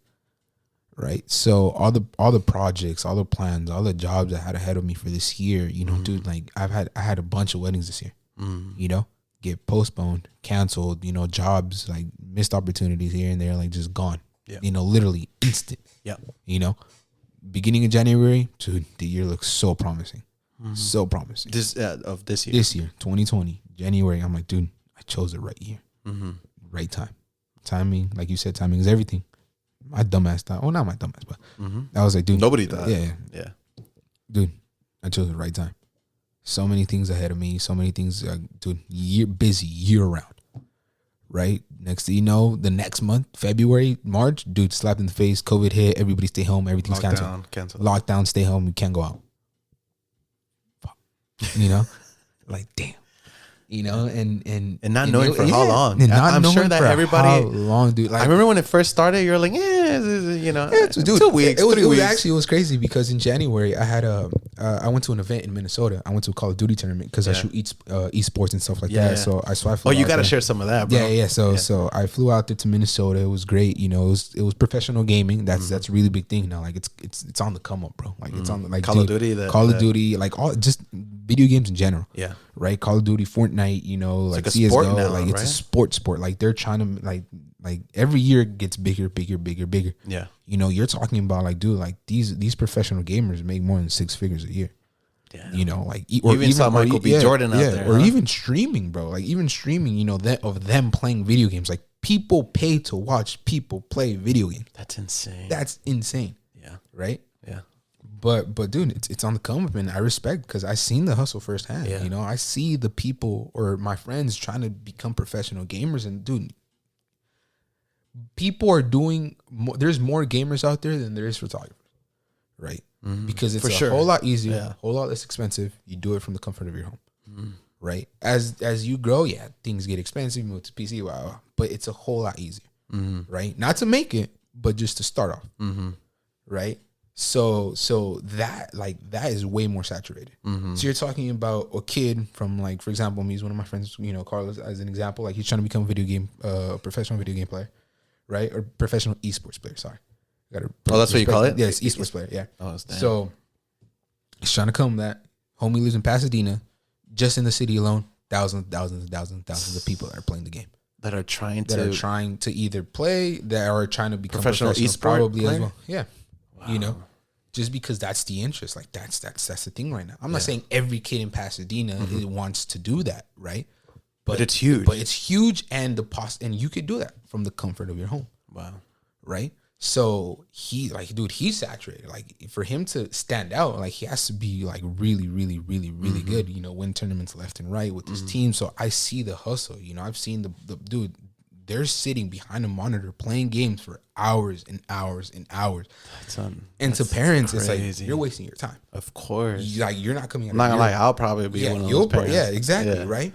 But it's the same hustle, bro. Yeah. It's the same hustle. The chances may be a lot slimmer, but it's the same hustle. Look at me having the same mentality that my parents had with my hustle. Exactly. Like, dude, there you go, bro. You know? It's a hustle, right? Yeah. But again, because it's really new, some parents might not take it so serious. Yeah. But then you look to your left and you see these professional Call of Duty players making 6 figures, right? A Fortnite player who won. We're talking about kids, like teenagers. You're talking about like, I think the oldest in Call of Duty right now, I think is like 25. I think the oldest. I think right. How much like, do you think he's making? Like, I wouldn't say I don't know, but for sure more than like 100 G's maybe. You know, so maybe he's probably making more, he's probably making less, but for sure I know they make 6 figures. You know, some of them do, like the higher ones. You know, so these are people that have actually contracts with. Yeah, like, contracts with like, you know, like, dude, it's a big thing. Yeah. Like it's franchised now. Every city has, or most of the cities have their teams. Like, you know, we have, you know, for example, football, we have the LA Rams, Chargers, right? You know, like New England Patriots, blah blah blah, San Francisco Niners. So we have in LA, we have 100 Thieves. I mean, LA Thieves, right? And I forgot other one. There's one in Chicago, Optic Chicago. Florida has one. You know, these are for Call of Duty or Call of Duty. Call of Duty. Oh, Call of Duty. Yeah, specifically, right? So there's a bunch of games out there. I never Call of Duty thought Call of Duty was gonna get this big. Oh yeah, for sure. I remember playing when they were like World War II. Oh, for sure. When I was in high school. The thing is, for you to get a slot to play, it's like more than $1 million. Just for you to get a slot in the, because so in the franchise there's only a specific amount of slots, like 12, right? 12 teams that are able to come from different cities. So each city has an opportunity to buy a specific slot, like one slot, and each slot is like $1 million plus just to get in there. To get into. Oh, so you gotta pay to get in there. So you gotta pay to get in there, because dude, there's a bunch of teams out there. Right. But only the big name teams are the ones who are able to pay. You know, that's why hence it's like the ones that have like a fan base. Because they want serious things, because they want it to be serious. Yeah. So that's what it is. So there's, specific teams, literally like sports. It's now becoming like sports. Every player has a contract, for the season, blah blah blah. They have subs, they have, they have all that stuff now.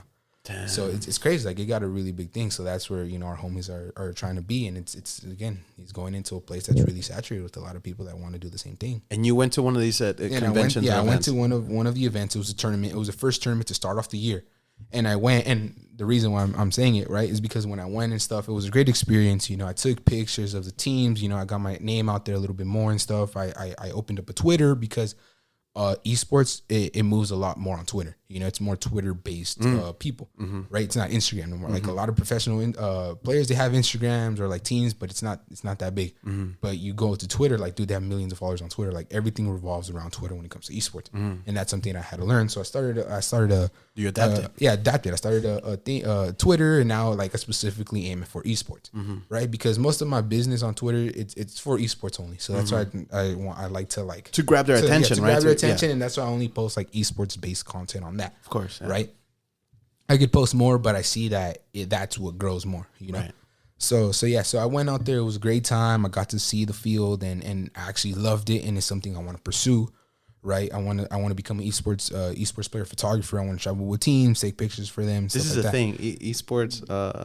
You said esports photographer. Yeah. So it's like, there's media companies, right? Like, for example, there's one called eSpat Media that I'm trying to work for right now, and they're pretty much who do the advertisement, and promote esports. They send photographers out there. It's like a ESPN for video games.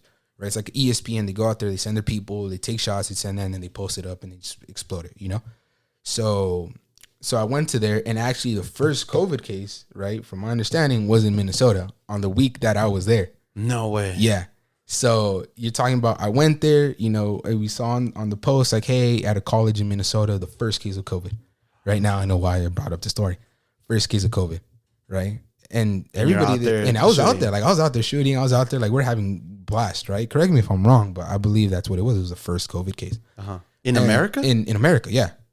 Like, you can search it up. Search it up. You saw Michael B. Jordan there too? No, right? That was in LA. Oh, LA. That was in LA. Oh, I thought it was over there too. No. That was in LA. So I went to the Minnesota one, and then I went to LA. I'm probably wrong, but let's see. A patient in the United States was given a diagnosis of infection with this virus by the state of Washington. Oh, okay. So I'm pretty sure, I'm pretty sure that the information was going to change because they're finding out more and more. As, for sure.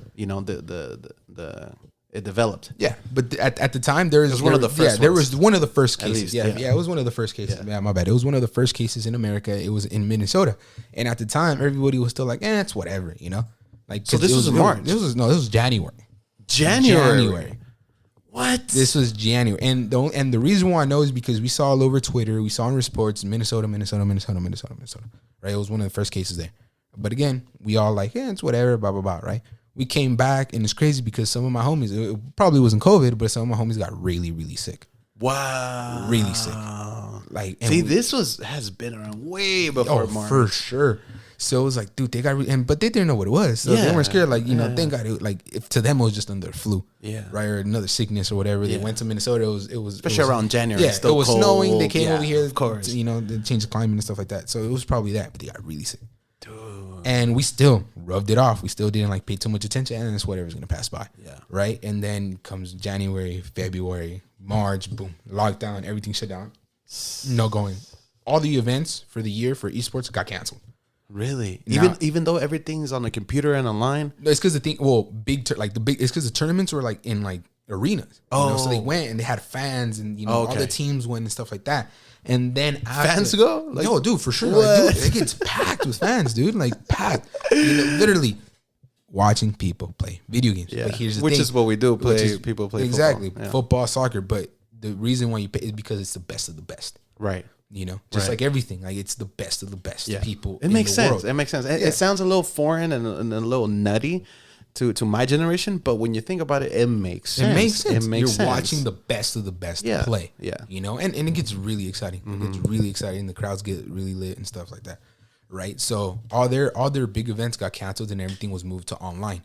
So all the players online. Playing online, and that changed and stuff like that. So it affected them. But the reason why I brought it up is because it was during that time when I was shooting like for esports and like for amateur teams and stuff.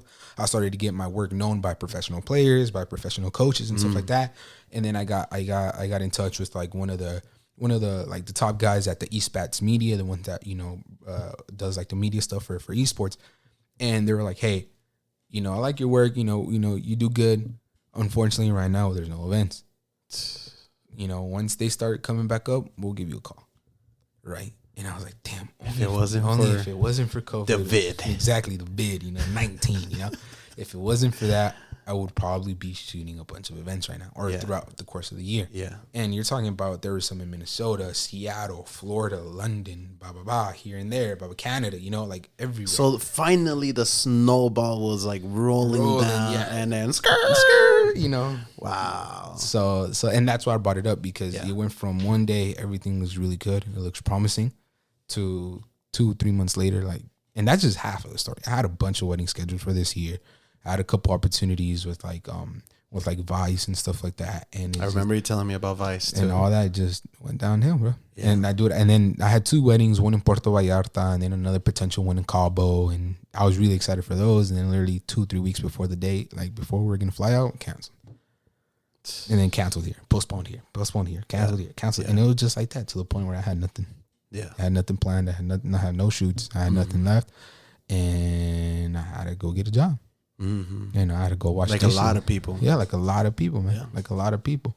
And it's stuff like that that's not guaranteed for us. Right. It's those scary things that we have to prepare for. And that's why I thank God that, you know, I started in the beginning where I'm barely where I have nothing to lose. Yeah. Instead of 5 years from now when I have a big company, I have people working for me. Yeah, then you have to let go. I have to let go. Yeah. And then like, dude, I can't pay my employees or this. I have to let them go, man. You know what else too is this, bro? In real estate, with realtors, right? In real estate with realtors, there is a level of respect that a realtor has when they survived the 2008 market collapse. Though, and it's a handful, but the ones that survived, right? When you meet them, there's a level of respect. There's a level of respect. Like, damn, dude, in one of the worst ever times to be a realtor, you survived. And yet here you are. But here's what I'm getting to. When you talk to them now and you get when you talk to a new realtor, they're freaking out during COVID. Yeah. Right? Like, oh my God, like the prices are going to drop. Everybody's saying the market's going to collapse. The market's going to collapse. And when you talk to them, and which I had the opportunity to do here in my company, I'm like, hey, how do you feel? And they're like, man, like, we've gone through this already. It's nothing. This is nothing. And even to them, they'll tell me like, even thank God that when the vid happened, the vid-19 came around, the market was so strong because if it would have been weak and then on top of like everything closing down, right, the events like shutting down, then it would have been a huge, even worse blow, right? But thank God that the market was really strong when the vid happened and still happening. But they're like, we're ready. Like it's fine. We've lived through it. We know what to do.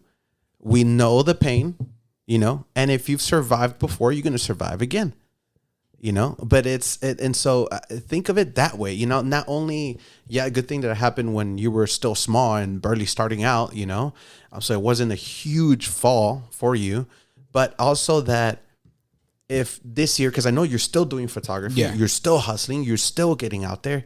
Once all this blows over, and it will, you're gonna have some validation. Oh, for sure. You're gonna have some validation, a stamp of validation. So if you're listening too, and you're hustling, you're doing your own project, or you're doing your own thing, your own company, you're a realtor, a photographer, whatever your hustle is, and you're struggling through this pandemic, understand that if we all make it, after this pandemic, we're gonna have some a huge like medals of honor, validation given to you, where you're going to be able to say, hey, I was still a realtor and I was still here for you during the pandemic. Yeah. And if I'm able to survive this, if I'm able to find you a house during the pandemic, if I'm able to sell you a house during the pandemic, if I'm able to shoot, work with you, shoot a shot or a wedding or whatever during this and find ways of working with you, it's you're going to feel way more confident. People are going to feel more confident about you. It's going to be a medal of honor, and it's just going to add validation to whatever you're doing. Oh, yeah, man. for sure. You know? Applaud to the people that, like, push Seriously, through. Yeah, for sure. There you go. Feel proud. Feel proud. So now, given where you're at now, where do you see yourself going? Like, what is your end goal? I know you talked a little bit about it. Yeah. So my end goal is to have my own media company, to be able to shoot for big companies like Mercedes and like car brands and stuff like that, So that's where I see myself, So I have short-term goals. So it's like, first be stable in what I do. First short-term goal, be stable, be a wedding photographer, real estate agent, like a real estate photographer and stuff like that, and just be stable, Then after that, growing my business more, expanding to like, to bigger brands, like, car brands or, whatever the case may be, but bigger brands.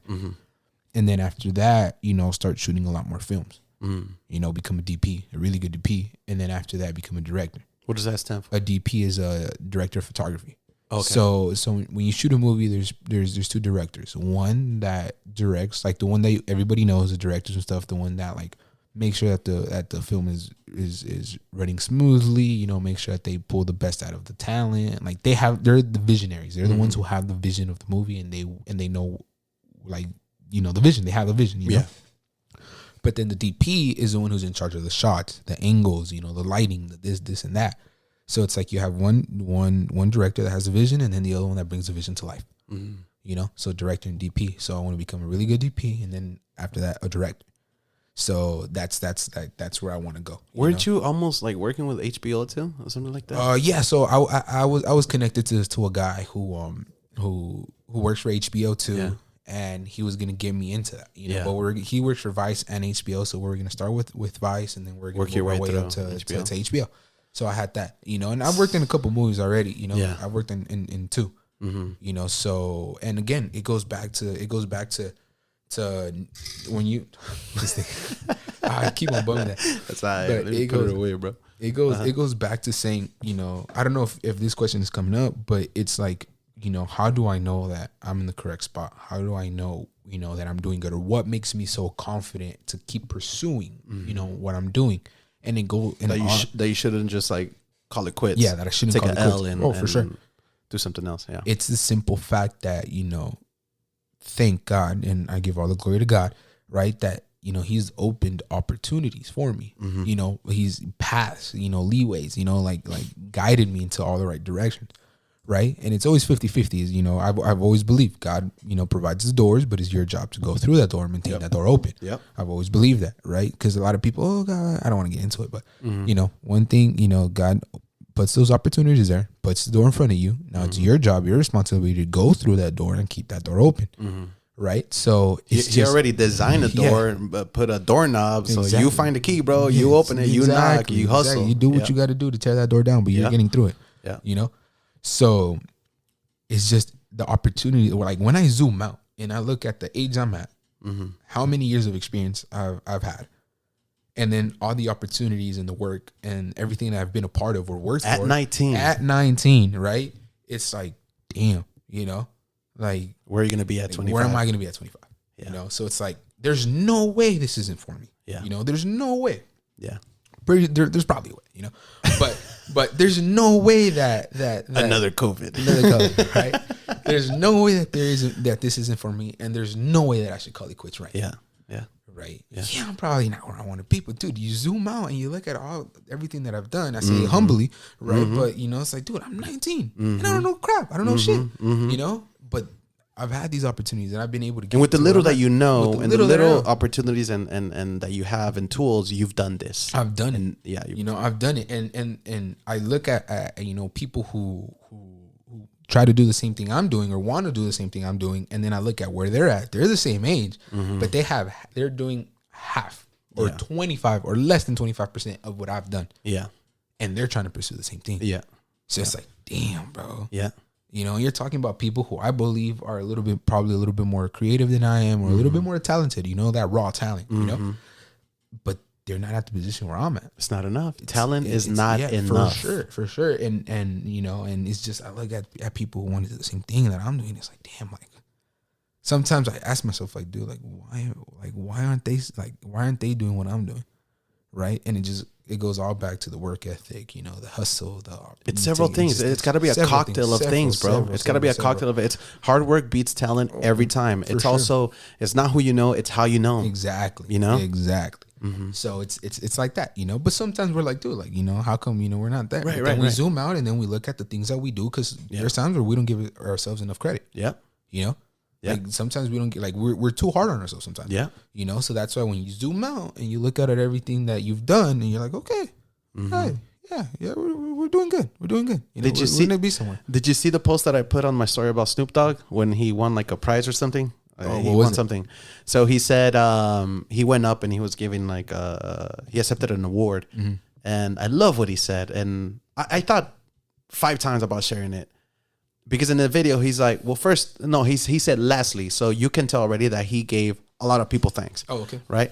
So he said, he started with, and lastly, right? So he's like, and lastly, I want to thank me. You know? I want to thank me for believing in me.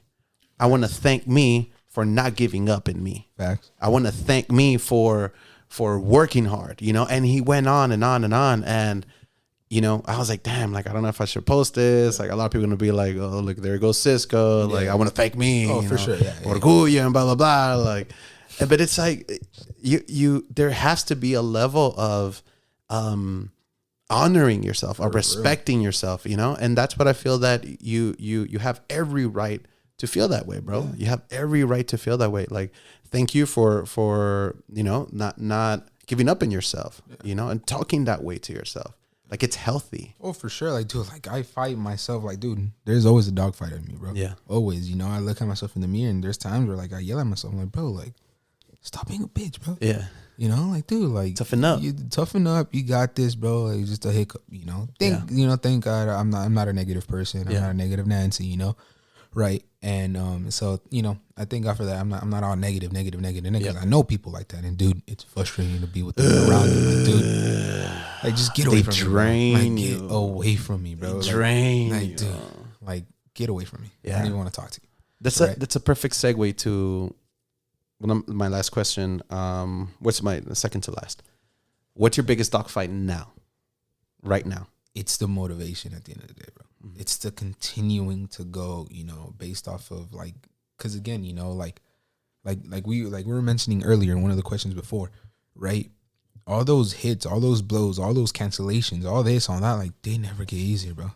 They never get easier. And especially in the business that we're in, right? Like, nothing's guaranteed. We are chasing the bag. So it's like sometimes when we put all this work in and it doesn't pay out, it's like, so sometimes it's questioning yourself, like, hey, like, should I go back, go get a 9-to-5? Should I get a more stable job? And some people be like, yeah, bro, do it, you know, do it, this.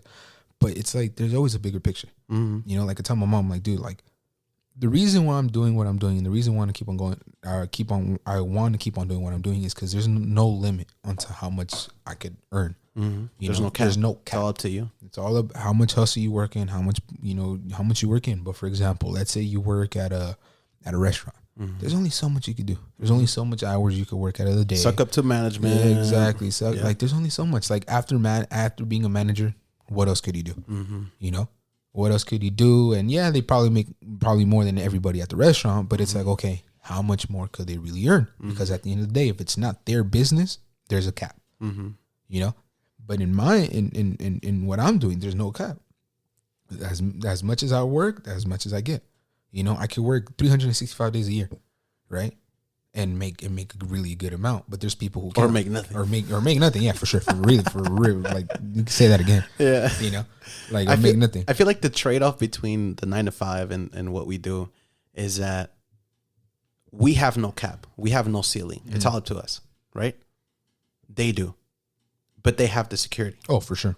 they have the consistency of the paychecks. We don't. Yeah, like there's so it's a trade-off. It's a trade-off. So what do you want? Do you want to potentially be a millionaire, but then have no security and no guarantee at all? Or, hey, if you got a family or anything, I think like if I had kids, like 2 or 3 niños, out there, like, I don't think I would have started real estate. I don't think I would have started being a realtor. It's always a sense of time. Yeah. Time is everything. Timing is everything. That's why, like, dude, if I had a mortgage, a couple kids, I would not be doing what I'm doing, bro. I would not, just because, dude, I need security. I need to put food on the table. Right. And if I do, if I do decide to pursue the career, which like Jeff is doing, right. But he has like 4 or 5 jobs. Right. So it's not just 2 things. Right. Because when he started, he already had mortgages. He had a family, he had a wife, he had kids, a house and cars, blah, blah, blah. Right. So he couldn't just go straight off everything full bat. No, he had to have a couple of jobs. Right now, he's at the point where he could live off, instead of having 2 jobs or 5 jobs, he could live with like 3 jobs. One of those is being a photographer. But me, like right now, I believe is the perfect time for me to start, because again, I have nothing to lose. I don't have any I don't have no one to feed or stuff like that besides myself and my car. But yeah.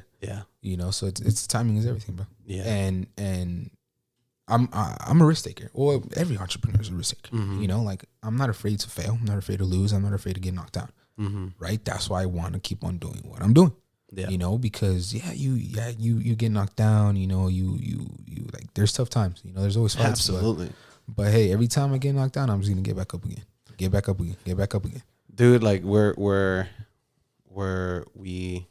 I feel like on top of everything else of why we get along, being that we share the same hustle and the same struggle, I feel like that's where we connect even more than we do.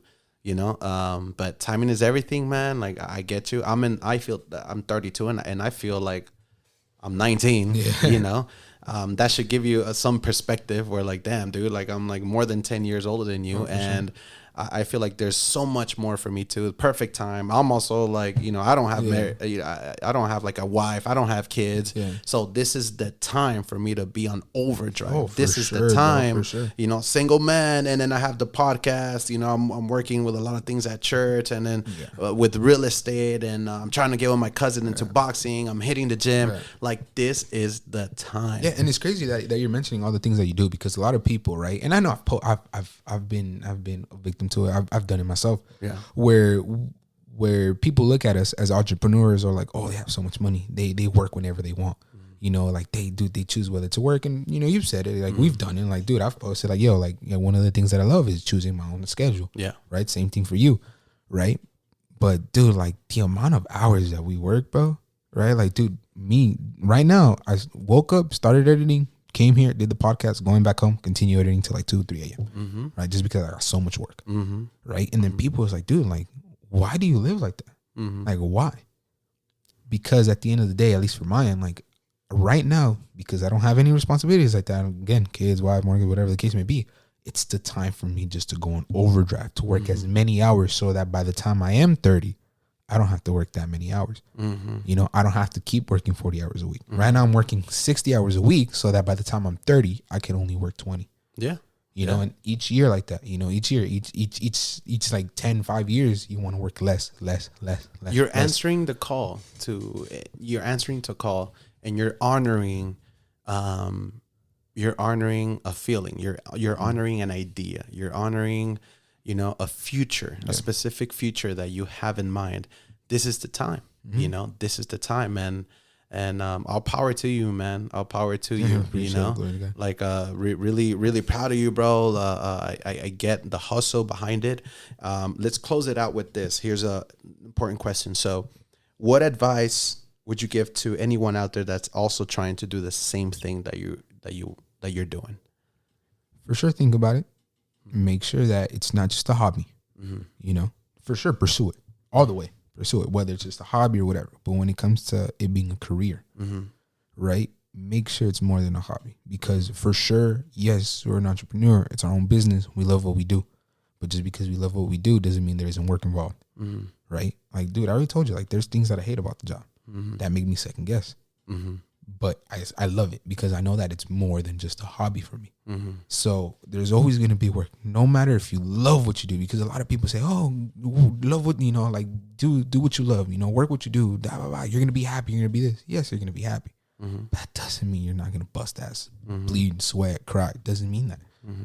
It just means that you're going to bleed, sweat, cry for what you love. That's all that it means. Yeah, it's like what my cousin said. He said something along the lines, and he was specifically talking about jobs that require artistic note, right? Yeah. So he was saying because he's done music as a job to put food on the table, but he's also done music just as a passion project. Yeah. And he said the moment you start doing it as a job, you lose something. Oh yeah, for sure. I remember hearing him say that. Yeah. He's like, you lose something. And he's like, the moment you start doing it for a job, then you stop doing it for love.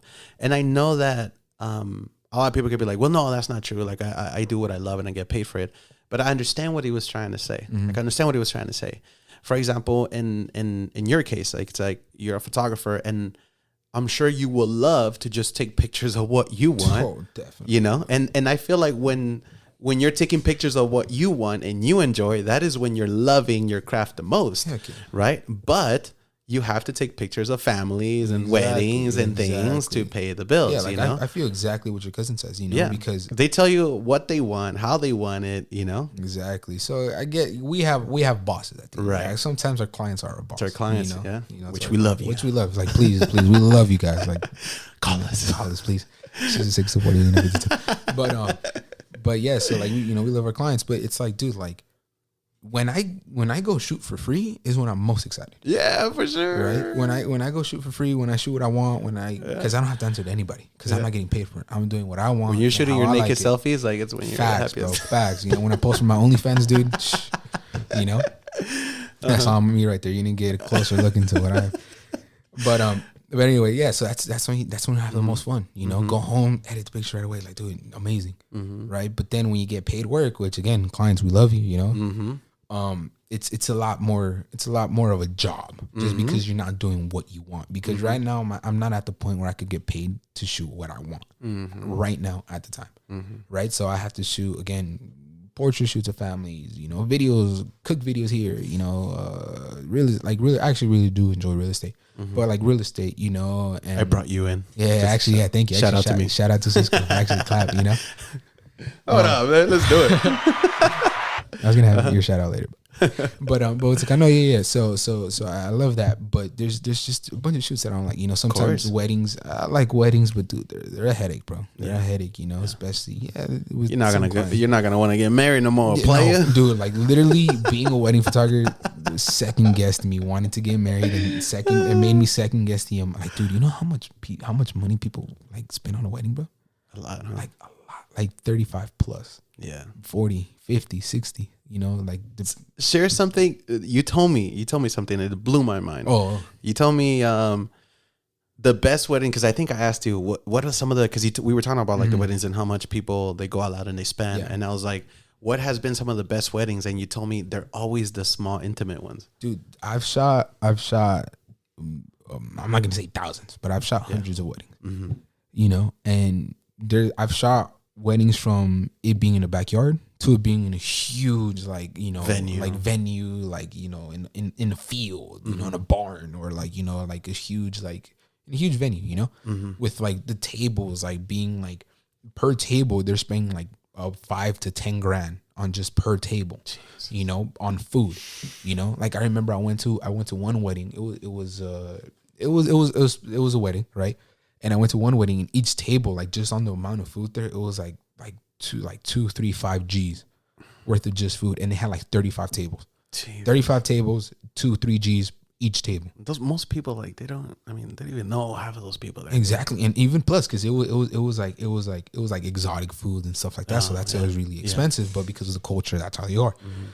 So yeah, they spend that much money on just the tables. That's not including the venues. That's not including like all that extra stuff that they had to pay for, right? And then I've also seen some weddings where, dude, they ask la abuelita, hey, could you cook some birria, some rice, some beans, bro? For my wedding, and in the backyard. I'd rather have that backyard of the house, right? Yeah. the most they spent was what, like 10K, 5K, 5 to 10K, 15, around there. Right. And I've seen that the best weddings, the most intimate, because at the end of the day, you do it because intimacy. The people you love. Yeah, the people you love. You want people to spend, that care. Exactly. You want to spend the worst day. I mean, the best day. My bad. Yeah. The I did it on purpose. But the best day of your life, where you're gonna make the best decision, right? You want to spend that with the people you love. Yeah. People that you've talked to at least within a year. Exactly. Yeah. Exactly. That the most people that you love. And here's the thing, bro. Here's the thing that is crazy. That COVID forced people to have smaller. Intimate weddings with the people that they actually love. It's forced, right? Because they can't have hundreds of people. They can't, right? So, but before, like, 100, 200, 300, 5,000 people, right? But now they can't, right? So to me, in my experience, the best weddings, the most intimate, where there is more laughs, more joy, more, more memories. You know why? Because it's genuine. Because it's genuine. The people there actually care. Exactly. It was those backyard weddings. Yeah.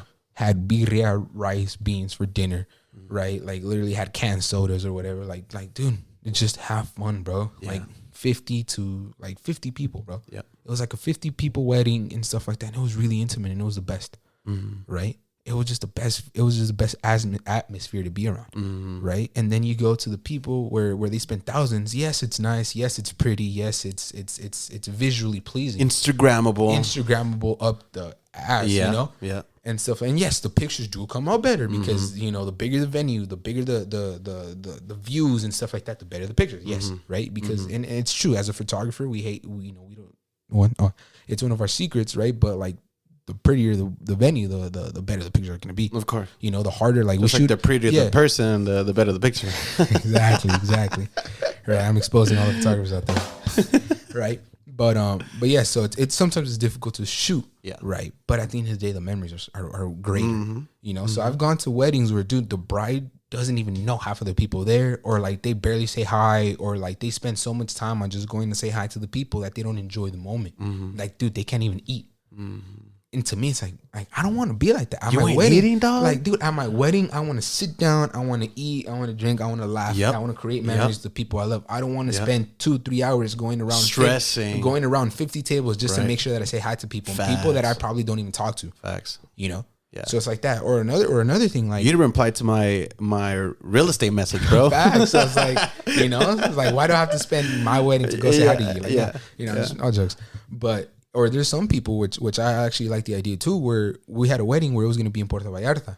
It was going to be like 20, 30 people max, right? That's what Luis, one of our friends, did. Yeah. So he booked everything. They booked everything in Puerto Vallarta, venue and everything. And all they made sure is that instead of spending thousands of dollars on venues and flowers and this and that, whatever it takes to make a wedding happen, right? They just spend it on getting the airfares for the people that they truly love, for the really intimate people. Their airfares, their hotels, right? They pay instead of, at the end of the day, it helps like vendors and stuff like that. Sure. But instead of, like booking, venue, flower girls, this and that, tables, arrangements, all this, they paid for their most intimate people for their flight, for their stay. And then if they still wanted people to go, they would be like, hey, here's the invite. It's going to be in Puerto Vallarta. I'll appreciate it if you could get there. Boom. If they make it, they make it. If they don't, they don't. Right? And that's where you see the people that are really there for you. Like, oh, it's in Puerto Vallarta? Yeah, it is. Oh, like, do I have to pay everything for myself? Yeah. Okay, I'll still be there. No worries. Why? Because I want to join. I want to be that. At least if they have the means to. Exactly. If they have the means to. Obviously, of course. But if they have the means to, like, they'll do it. And you'll see how real people are. Once they have to spend money, come out of their pocket just to see you on your special day, that's where you see, like, true instead people. Of you spending money so they can come out and see you. Exactly. It's because a lot of times people spend money just for them to come and for them to have a good time. But at the end of the day, like, some of the people there, they don't even respond to your messages. But see, I get it. I also feel like a lot of them, they just want to flex. It's just for sure. It's a flex. It's a fake ass flex. Especially look at me. I can afford all of this. Dude, in some cultures, that's all it is. Yeah. It's a flex. Yeah. And it's a flex, and it's like, that makes me not want to have huge weddings. So after shooting weddings, it's like, dude, like, I want to have a small wedding. Yeah. 30 to 50 people, intimate people. And if I'm gonna do it like out of state, at a beach or whatever, I want to make sure that instead of having a huge wedding, I pay for the people that I love's airfare and stuff like that, just so that I can be there, and then invite the people who I want. If they make it, they make it. If they don't, they don't. There you go. No hard feelings. There you go. There you go, brother. Hey, so I want to thank everybody that stayed with us till the end. If you thought it was trash, hope you turned it off. But if it had value, please like, comment, subscribe, and share it out for me. Till the next one, bye-bye.